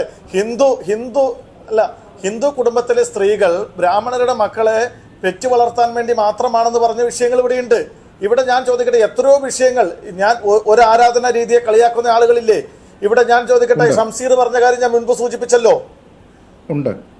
അല്ല, ഞാൻ അങ്ങയോട് ചോദിക്കുന്നത് ഇപ്പോൾ അങ്ങ് ഇവിടെ ഉയർത്തിയിരിക്കുന്ന വിഷയങ്ങൾ, ഷംസീർ ഇപ്പോൾ ഗണപതിയെ പറ്റി പറഞ്ഞിരിക്കുന്ന അല്ലെങ്കിൽ ഹിന്ദു മതവിശ്വാസത്തിനെ പറ്റി പറഞ്ഞിരിക്കുന്ന ഒരു വിഷയം അങ്ങ് പറഞ്ഞതാണ്.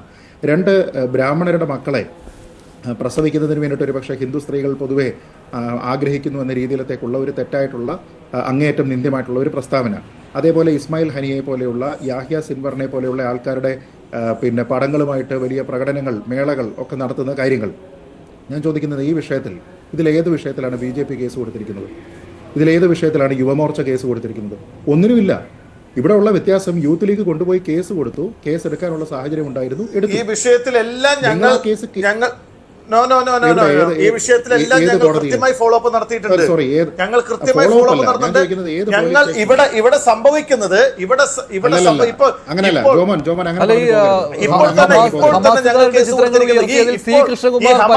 തീവ്രവാദ നേതാക്കളെ, ഹമാസിന്റെ ആളുകളെ ഇപ്പൊ ഞങ്ങളുടെ പാലക്കാടിലെ സംസ്ഥാന ജനറൽ സെക്രട്ടറി കൂടിയായ ഞങ്ങളുടെ ആദരണീയനായ ശ്രീ കൃഷ്ണകുമാർ പരാതി കൊടുത്തിട്ടുണ്ട്. ആ പരാതിക്കൊക്കെ ഇവിടെ വേഗതയില്ലെന്നേ. ആ പരാതിയൊക്കെ എടുത്ത് മാറ്റിവെക്കുക. അതുകൊണ്ടാ പറഞ്ഞ ഇവിടെ ഒരു തരം പ്രീണനം, ഞാൻ അങ്ങനെ ഹമാസ് ഇന്ത്യയിൽ നിരോധിച്ച സംഘടനയല്ല. അല്ല സഹോദര, ഹമാസ് ഇന്ത്യയിൽ നിരോധിച്ച സംഘടനയല്ല. പിന്നെന്തിനാണ്? ഷാക്കിർ, ഒരു സെക്കൻഡ്. ഇത് നിയമത്തിന്റെ അടിസ്ഥാനത്തിലാണ് ഇവിടെ കാര്യങ്ങൾ തീരുമാനിക്കുന്നത്, അല്ലേ? ഞങ്ങൾ അങ്ങനെയാണ് നിയമത്തിന്റെ മാർഗത്തെയാണ് അവലംബിച്ചിട്ടുള്ളത്. ഷാക്കിർ, ഒരു സെക്കൻഡ്. ശ്രീ ജോമോൻ, ഇവിടുത്തെ ഒരു പ്രധാനപ്പെട്ട പ്രശ്നം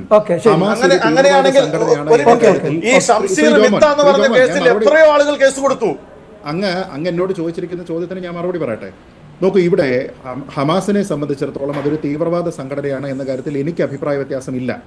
താങ്കൾക്ക് അതേ ബോധ്യമാണ് ഉണ്ടെങ്കിൽ ആ ബോധ്യത്തിൽ തന്നെയാണ് ഞാനും. പക്ഷേ ഇവിടുത്തെ പ്രശ്നം, നമ്മുടെ രാജ്യം ഹമാസിനെ ഒരു ടെററിസ്റ്റ് ഓർഗനൈസേഷനായിട്ട് ഡെസിഗ്നേറ്റ് ചെയ്തിട്ടില്ല. അതുകൊണ്ട് തന്നെ ഹനിയുടെയോ സിൻവറിൻ്റെയോ ചിത്രം അവിടെ ഉപയോഗിച്ചു എന്ന് പറഞ്ഞു കഴിഞ്ഞാൽ അതിന് പേരിൽ എന്തെങ്കിലും കേസ് എടുക്കാൻ കഴിയുമോ എന്നെനിക്ക് സംശയമുണ്ട്. അതങ്ങനെയാണ്.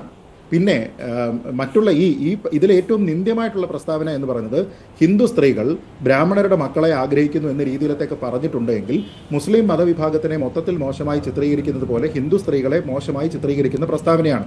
അതിൻ്റെ പേരിൽ BJP എവിടെ കേസ് കൊടുത്തിട്ടുണ്ട്, എന്തുകൊണ്ടാണ് ആ കേസ് എടുക്കാത്തത് എന്നുള്ള കാര്യം അന്വേഷിക്കണം. ഏത് സ്റ്റേഷനിൽ കേസ് കൊടുത്തു, എന്തുകൊണ്ടാണ് അത് അന്വേഷിക്കാത്തത്? ഇനി അങ്ങനെ പറഞ്ഞിരിക്കുന്ന ആൾക്കാർക്കെതിരെ ലീഗലായിട്ടുള്ള നിയമപരമായിട്ടുള്ള മാർഗ്ഗങ്ങളുമായിട്ട് BJP മുന്നോട്ട് പോകുന്നുണ്ടോ, യുവമോർച്ച മുന്നോട്ട് പോകുന്നുണ്ടോ? അതാണ് ഇവിടുത്തെ പ്രധാനപ്പെട്ട കാര്യം. അപ്പോൾ ഇനി വേറൊരു ഉദാഹരണം ഞാൻ പറയാം. ഇപ്പോൾ ശ്രീ ഷാക്കിർ ഈ ചർച്ചയിലുണ്ടല്ലോ, നമുക്ക് എല്ലാവർക്കും അറിയാവുന്നതാണ് ലീഗിൻ്റെ, മുസ്ലിം ലീഗിൻ്റെ സംസ്ഥാന സെക്രട്ടറി ആയിരിക്കെ ശ്രീ അബ്ദുറഹ്മാൻ കല്ലായി പറഞ്ഞിരുന്ന ഒരു മോശം പ്രസ്താവന. മുഖ്യമന്ത്രിയുടെ മകളുടെ വിവാഹവുമായി ബന്ധപ്പെട്ട് ശ്രീ മുഹമ്മദ് റിയാസും ശ്രീമതി വീണയും തമ്മിലുള്ള ആ വിവാഹവുമായി ബന്ധപ്പെട്ട അങ്ങേയറ്റം നിന്ദ്യമായിട്ടുള്ള വ്യക്തിപരമായിട്ടുള്ള ഒരു കോൺവെർസേഷനിൽ പോലും നമുക്ക് ഉപയോഗിക്കാൻ അറപ്പുള്ള രീതിയിലത്തേക്കുള്ള ഒരു പ്രസ്താവന. ആ പ്രസ്താവനയ്ക്കെതിരെ ആരാ കേസ് കൊടുത്തത്?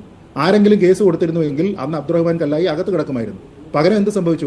അദ്ദേഹം അടുത്ത ദിവസം വന്നതിന് ശേഷം നാക്കുപിഴയാണ്, ഞാനിവിടെ ഉദ്ദേശിച്ചത് മതപരമായിട്ടുള്ള ഒരു കാഴ്ചപ്പാട് പറയാനാണ് എന്നൊക്കെ പറഞ്ഞു. പക്ഷെ അങ്ങേയറ്റം നിന്ദ്യമായിട്ടുള്ള ഒരു പ്രസ്താവന ഇവിടെ ഉണ്ടായിരിക്കെ ഇവിടെ ആരും കേസ് കൊടുക്കാൻ പോയില്ല. അപ്പം ഞാൻ പറയുന്നത്, നമ്മുടെ നാട്ടിലുള്ള രാഷ്ട്രീയ നേതാക്കൾക്ക് അക്കൗണ്ടബിലിറ്റി ഉണ്ടാകണമെങ്കിൽ അവരുടെ വായിൽ നിന്ന് വരുന്ന എല്ലാ വിദ്വേഷ പ്രസ്താവനകൾക്കുമെതിരെ കേസ് കൊടുക്കാൻ പോകണം. അങ്ങനെ ഓരോ പാർട്ടിയും ഇവിടെ തീരുമാനിക്കട്ടെ, പാർട്ടികൾ തീരുമാനിക്കട്ടെ, അല്ലെങ്കിൽ ഇവരുടെ യൂത്ത് വിംഗ് ഒക്കെ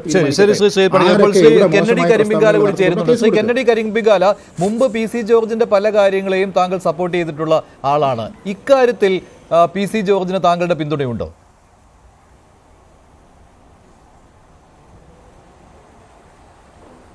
നോക്കൂ, എപ്പോഴും പിന്തുണയ്ക്കുക എന്ന് പറഞ്ഞു കഴിഞ്ഞാൽ എല്ലാം വിഷയാധിഷ്ഠിതമായിരുന്നു. ഓരോ പ്രാവശ്യവും PC ജോർജിൻ്റെ പേരിൽ ആരോപണം ഉയരുന്നതെല്ലാം അദ്ദേഹം ഓരോരോ വിഷയങ്ങളുമായി ബന്ധപ്പെട്ട്, ഇപ്പം ഞാൻ കഴിഞ്ഞ ദിവസങ്ങളിലെല്ലാം പറഞ്ഞു, ഉദാഹരണത്തിന് പോപ്പുലർ ഫ്രണ്ടുകാരെ കേരളത്തിൽ അങ്ങേയറ്റം മുതൽ ഇങ്ങേയറ്റം വരെ NIA ഓടിച്ചിട്ട് പിടിച്ച് തൂക്കിയെടുത്തുകൊണ്ട് പോണ ദിവസം ഒരു ചർച്ച നടക്കുമ്പോൾ പോപ്പുലർ ഫ്രണ്ടുകാരെ എന്താ വിളിക്കേണ്ടത്? മഹാന്മാരെന്ന് വിളിക്കണോ? അങ്ങനെ വിളിക്കാൻ തലയ്ക്ക് വെളിവുള്ള ആർക്കെങ്കിലും കഴിയുമോ പോപ്പുലർ ഫ്രണ്ടുകാരെ അങ്ങനെ വിളിക്കാൻ? ഇപ്പോൾ അവലും മലരും മാതിരിയുള്ള തെമ്മാടിത്ത മുദ്രാവാക്യങ്ങൾ ഈ സമൂഹത്തിൽ മുഴക്കിയ ദിവസമുള്ള ചർച്ചകളിൽ ആ മുദ്രാവാക്യം വിളിച്ചവർക്ക് പിന്തുണ കൊടുക്കുന്നവരെയും അവരുടെ അഭ്യുതകാക്ഷികളെയും തെമ്മാടികളെന്നും രാജ്യദ്രോഹികളെന്നും അല്ലാതെ വേറെ എന്താ വിളിക്കാൻ കഴിയുക? മാക്സിമം കടത്തി തന്നെ അക്കാര്യത്തിൽ പറയേണ്ടി വരും. ചിലപ്പോൾ ഞാൻ പറഞ്ഞല്ലോ, ചർച്ച നയിക്കുന്ന ആൾക്കാർക്കോ അല്ല ചാനലുകൾക്കോ മറ്റൊരു താല്പര്യമുണ്ടാവാം. അത് ആ തരത്തിൽ പോകാൻ ഒരു സാമാന്യ ബുദ്ധിയുള്ളവർക്ക് കഴിയില്ല. അങ്ങനെ ഓരോ കോണ്ടെക്സ്റ്റിലും ജോർജ് ഇടപെട്ട ഓരോ കോണ്ടെക്സ്റ്റിലും ജോർജ് പച്ചയായി സത്യസന്ധമായി മറുപടി തന്നു എന്നുള്ളതാണ് അതിൻ്റെ വ്യത്യാസം. പിന്നെ ഈ ഉപയോഗിക്കുന്ന ഭാഷയിൽ ഇപ്പം കടന്നു പോകുന്നു, അത് കുറച്ചൊന്ന് നിയന്ത്രിക്കേണ്ടതാണെന്നുള്ള അഭിപ്രായം എനിക്കുണ്ട്.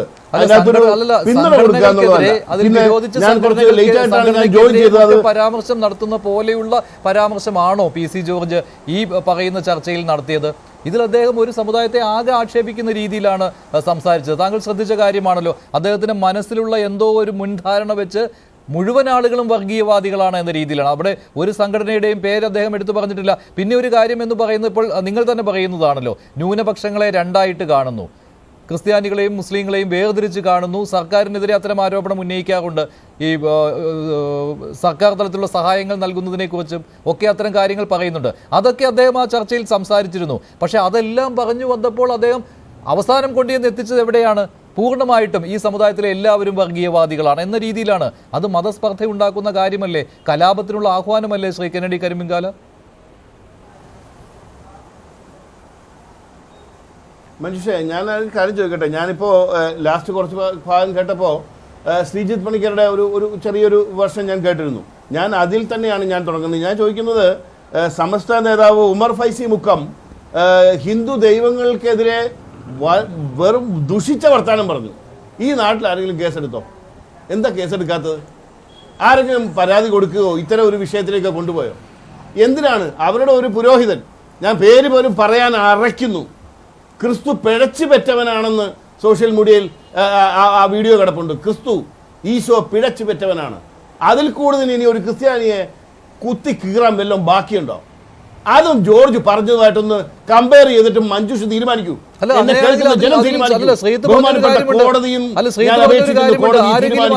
ആരെങ്കിലും അക്കാര്യത്തിൽ നിയമ പോരാട്ടത്തിന് പോയിരുന്നു? ഇവിടെ യൂത്ത് ലീഗിന്റെ അശ്രാന്ത പരിശ്രമമാണ് ഇക്കാര്യത്തിൽ നടന്നത്. ആരും കേസെടുക്കാൻ തയ്യാറായിരുന്നില്ല, സ്വമേധയെ ആരും പോയിരുന്നില്ല. അല്ല, നമ്മുടെ ബഹുമാനായ ശ്രീജിത്ത് പണിക്കർ തന്നെ ഇതിന്റെ തുടക്കത്തിൽ പറഞ്ഞൊരു കാര്യമുണ്ട്. അദ്ദേഹം പറഞ്ഞൊരു കാര്യമുണ്ട്, സ്വമേധയാ കോടതി കേസെടുക്കണമായിരുന്നു എന്ന്. അങ്ങനെയാണെങ്കിൽ ഈ കാര്യത്തിനൊക്കെ കോടതിക്ക് സ്വമേധയാ കേസെടുക്കാമായിരുന്നു. അപ്പൊ കോടതികൾ ഉറങ്ങുകയാണോ ഈ കാര്യത്തിൽ?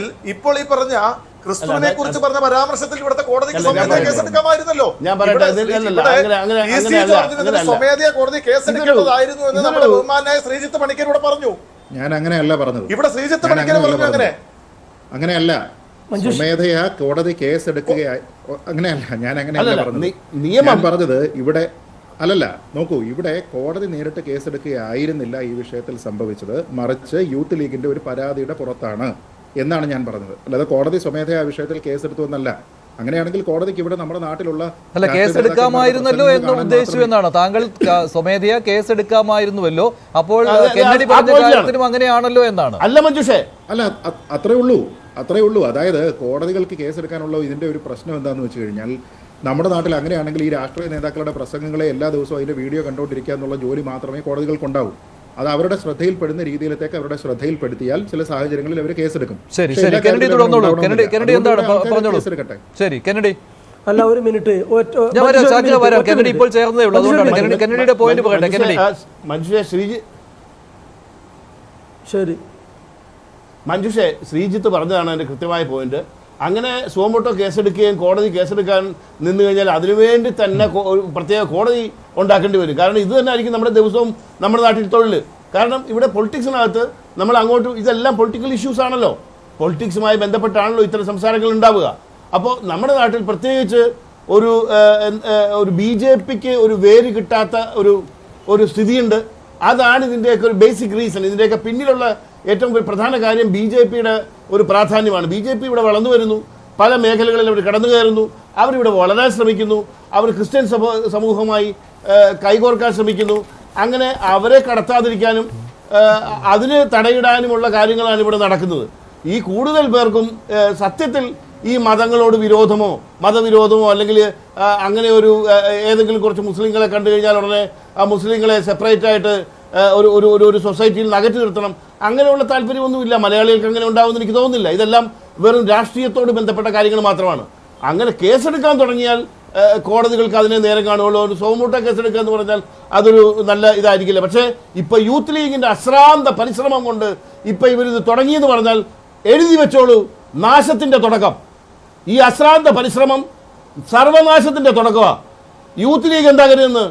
നിങ്ങളുടെ പുരോഹിതന്മാർ വാതുറന്നാൽ വിവരക്കേടും അല്ലാതെ ഒന്നും പറയുന്നില്ല. നിങ്ങളുടെ പുരോഹിതന്മാർ തുണിയില്ലാതെ ഓടും.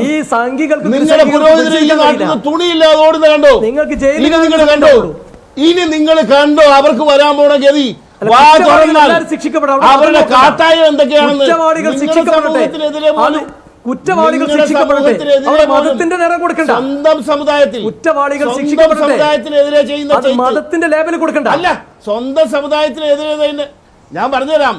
സ്വന്തം സമുദായത്തിനെതിരെ തന്നെ ചെയ്യുന്ന ചെയ്ത്ത് മതി പണി കിട്ടാൻ. അവര് സ്വന്തം സമുദായത്തിൽ തന്നെ പണി എന്താണെന്ന് ഞാൻ ഉദ്ദേശിച്ചത് എന്താണെന്ന് നന്നായിട്ട് അറിയാലോ. മറ്റുള്ളവരും ആ രീതി കോടതികളിൽ മുഴുവൻ നിങ്ങൾ വിചാരിച്ചാൽ ഈ കേരളത്തിന്റെ തെക്കുവട നിങ്ങൾ വിചാരിച്ചാൽ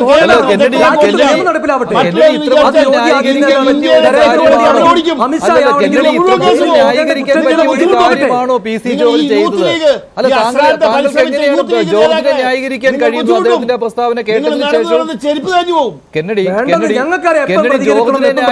എങ്ങനെ കെന്നഡിക്ക് ഇപ്പോഴും തോന്നുന്നു? നോക്ക് നമ്മളിവിടെ ഉണ്ടാവുമല്ലോ.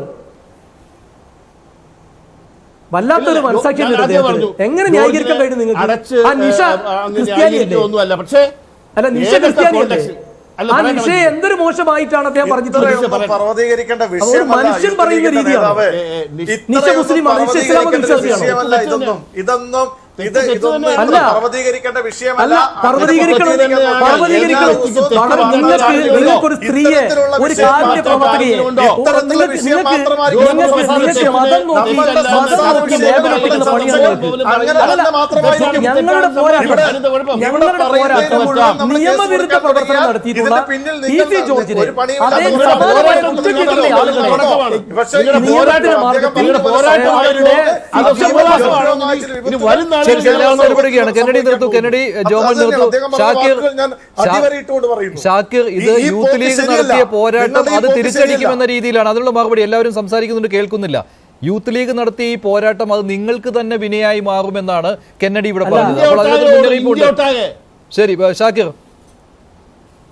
അത് അല്ല അതായത് രാജ്യത്ത് ഒരു നിയമപരമായി നിയമവിരുദ്ധമായി ചെയ്തിട്ടുള്ളൊരു ഒരു വ്യക്തിയെക്കുറിച്ച് നിയമം നടപ്പിലാക്കണമെന്ന് ആവശ്യപ്പെട്ട് പോലീസ് സ്വമേധയാ കേസെടുക്കാത്തത് കൊണ്ട് കോടതിയെ സമീപിച്ചത്, പോലീസിനെ സമീപിച്ചത് ഇവർക്ക് അസ്വസ്ഥതയാണ്. നമുക്ക് മനസ്സിലാത്തൊരു സംഗതിയാണ്.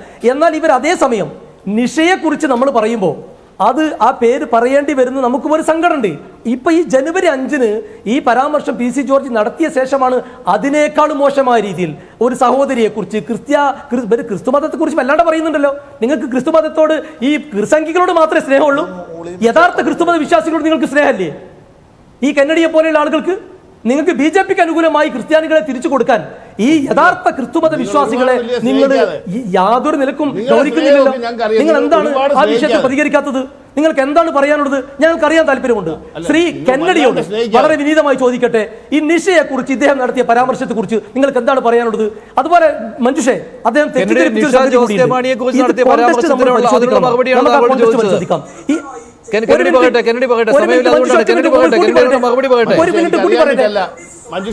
ഒന്നുകൂടി കൂട്ടി പറയട്ടെ മഞ്ജുഷേ, ഒന്നും കൂടി അദ്ദേഹം കൂട്ടി ചേർത്ത് പറഞ്ഞോട്ടെ. അദ്ദേഹം പറഞ്ഞിട്ടുള്ളൊരു കാര്യമുണ്ട്, കോൺടെസ്റ്റ് പരിശോധിക്കണം. ആ കോൺടെസ്റ്റ് ഏതാണെന്നറിയോ നിങ്ങൾക്ക്? ഈ ചർച്ചയുടെ കോൺടെസ്റ്റ് ഏതാണെന്നറിയോ? പാലോളി മുഹമ്മദ് കുട്ടിയുടെ ഒരു പുസ്തകവുമായി ബന്ധപ്പെട്ട് മലപ്പുറം ജില്ലാ CPM-ന്റെ താനൂരിൽ നടന്ന സമ്മേളനത്തിലെ വിവാദ പരാമർശമാണ് അന്ന് ചാനലിലെ ചർച്ചയായിട്ടുള്ളത്.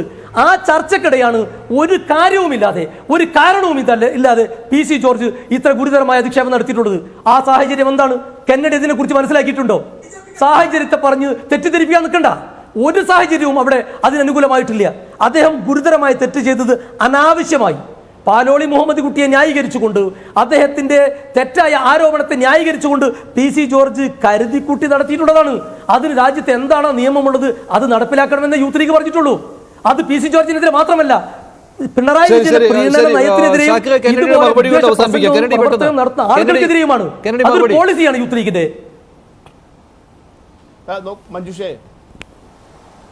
മഞ്ജുഷ, ഞാൻ വന്നിരുന്നപ്പം മുതൽ നിഷയുടെ പേരിട്ട് ഇങ്ങനെ സംസാരിച്ചുകൊണ്ടിരിക്കുന്നത് ഞാൻ കേൾക്കാഞ്ഞിട്ടല്ല, ഞാനത് അവോയ്ഡ് ചെയ്യാൻ ശ്രമിച്ചതാണ്. കാരണം അത് ഇങ്ങനെ എടുത്തെടുത്ത് പറയും തോറും നമ്മൾ മനസ്സിലാക്കേണ്ടത് ആ ഒരു വിഷയത്തിൽ ഏത് വ്യക്തിക്കാണോ അല്ലെങ്കിൽ ഏതൊരു കുടുംബത്തിനാണോ വിഷമവും ബുദ്ധിമുട്ടും ഉണ്ടാകുന്നത് കൂടുതൽ ബുദ്ധിമുട്ടിപ്പിക്കുക എന്നുള്ള ഈ പറയുന്ന ആളുടെ നല്ലതിന് വേണ്ടിയിട്ടൊന്നുമല്ല, അവരെ നിശ്ചയിച്ചിട്ടുള്ള താല്പര്യം കൊണ്ടൊന്നും അല്ല ഇയാൾ കിടന്ന് ഈ ഒച്ച ഉണ്ടാക്കുന്നത്. ആ സമൂഹത്തിൽ പറഞ്ഞ് ജോർജ് ഇങ്ങനെ പറഞ്ഞു എന്ന് പറഞ്ഞ് പിന്നെ കുത്തിക്കയറ്റാനാണ് നോക്കുന്നത്. അതിനകത്ത് തെറ്റാണ്. ഇനി ഇങ്ങനെ ആവർത്തിക്കാൻ പാടില്ല. അല്ല, ജോർജ് മാതൃകാപരമായി ശിക്ഷിക്കണം. മാതൃകാപരം മനസ്സിലാകുന്നുണ്ട്. ഞാൻ ഇയാളെ ചെലവിലല്ല, ഇയാൾ ജൂനിയർ പി.സി. ജോർജ് ആണെന്നറിയാം. അതൊന്നും നടക്കുന്ന കേസല്ല. വേറെ ആരും പേടിപ്പിക്കണ്ട. ബി.ജെ.പിയുടെ കൂടെയുണ്ട് എന്ന് കരുതി പേടിപ്പിക്കണ്ട. അല്ല, പേടിപ്പിക്കണ്ട. ശരി, നമുക്ക് ചർച്ച അവസാനിപ്പിക്കാം. സമയമില്ല, അതുകൊണ്ടാണ് മറ്റൊരു നന്ദി. ഞാൻ ചർച്ച അവസാനിപ്പിക്കുകയാണ്. ഇതിന്റെ ചോദ്യം ഇതായിരുന്നു, പി.സി. ജോർജ് ബി.ജെ.പിക്ക് ബാധ്യതയായി എന്ന് 63% പ്രേക്ഷകർ, ഇല്ല എന്ന് 34%.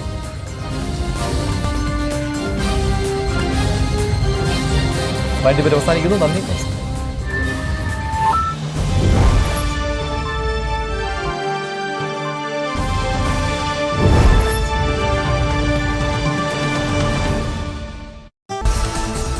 മതവിദ്വേഷ പരാമർശത്തിൽ ബി.ജെ.പി നേതാവ് പി.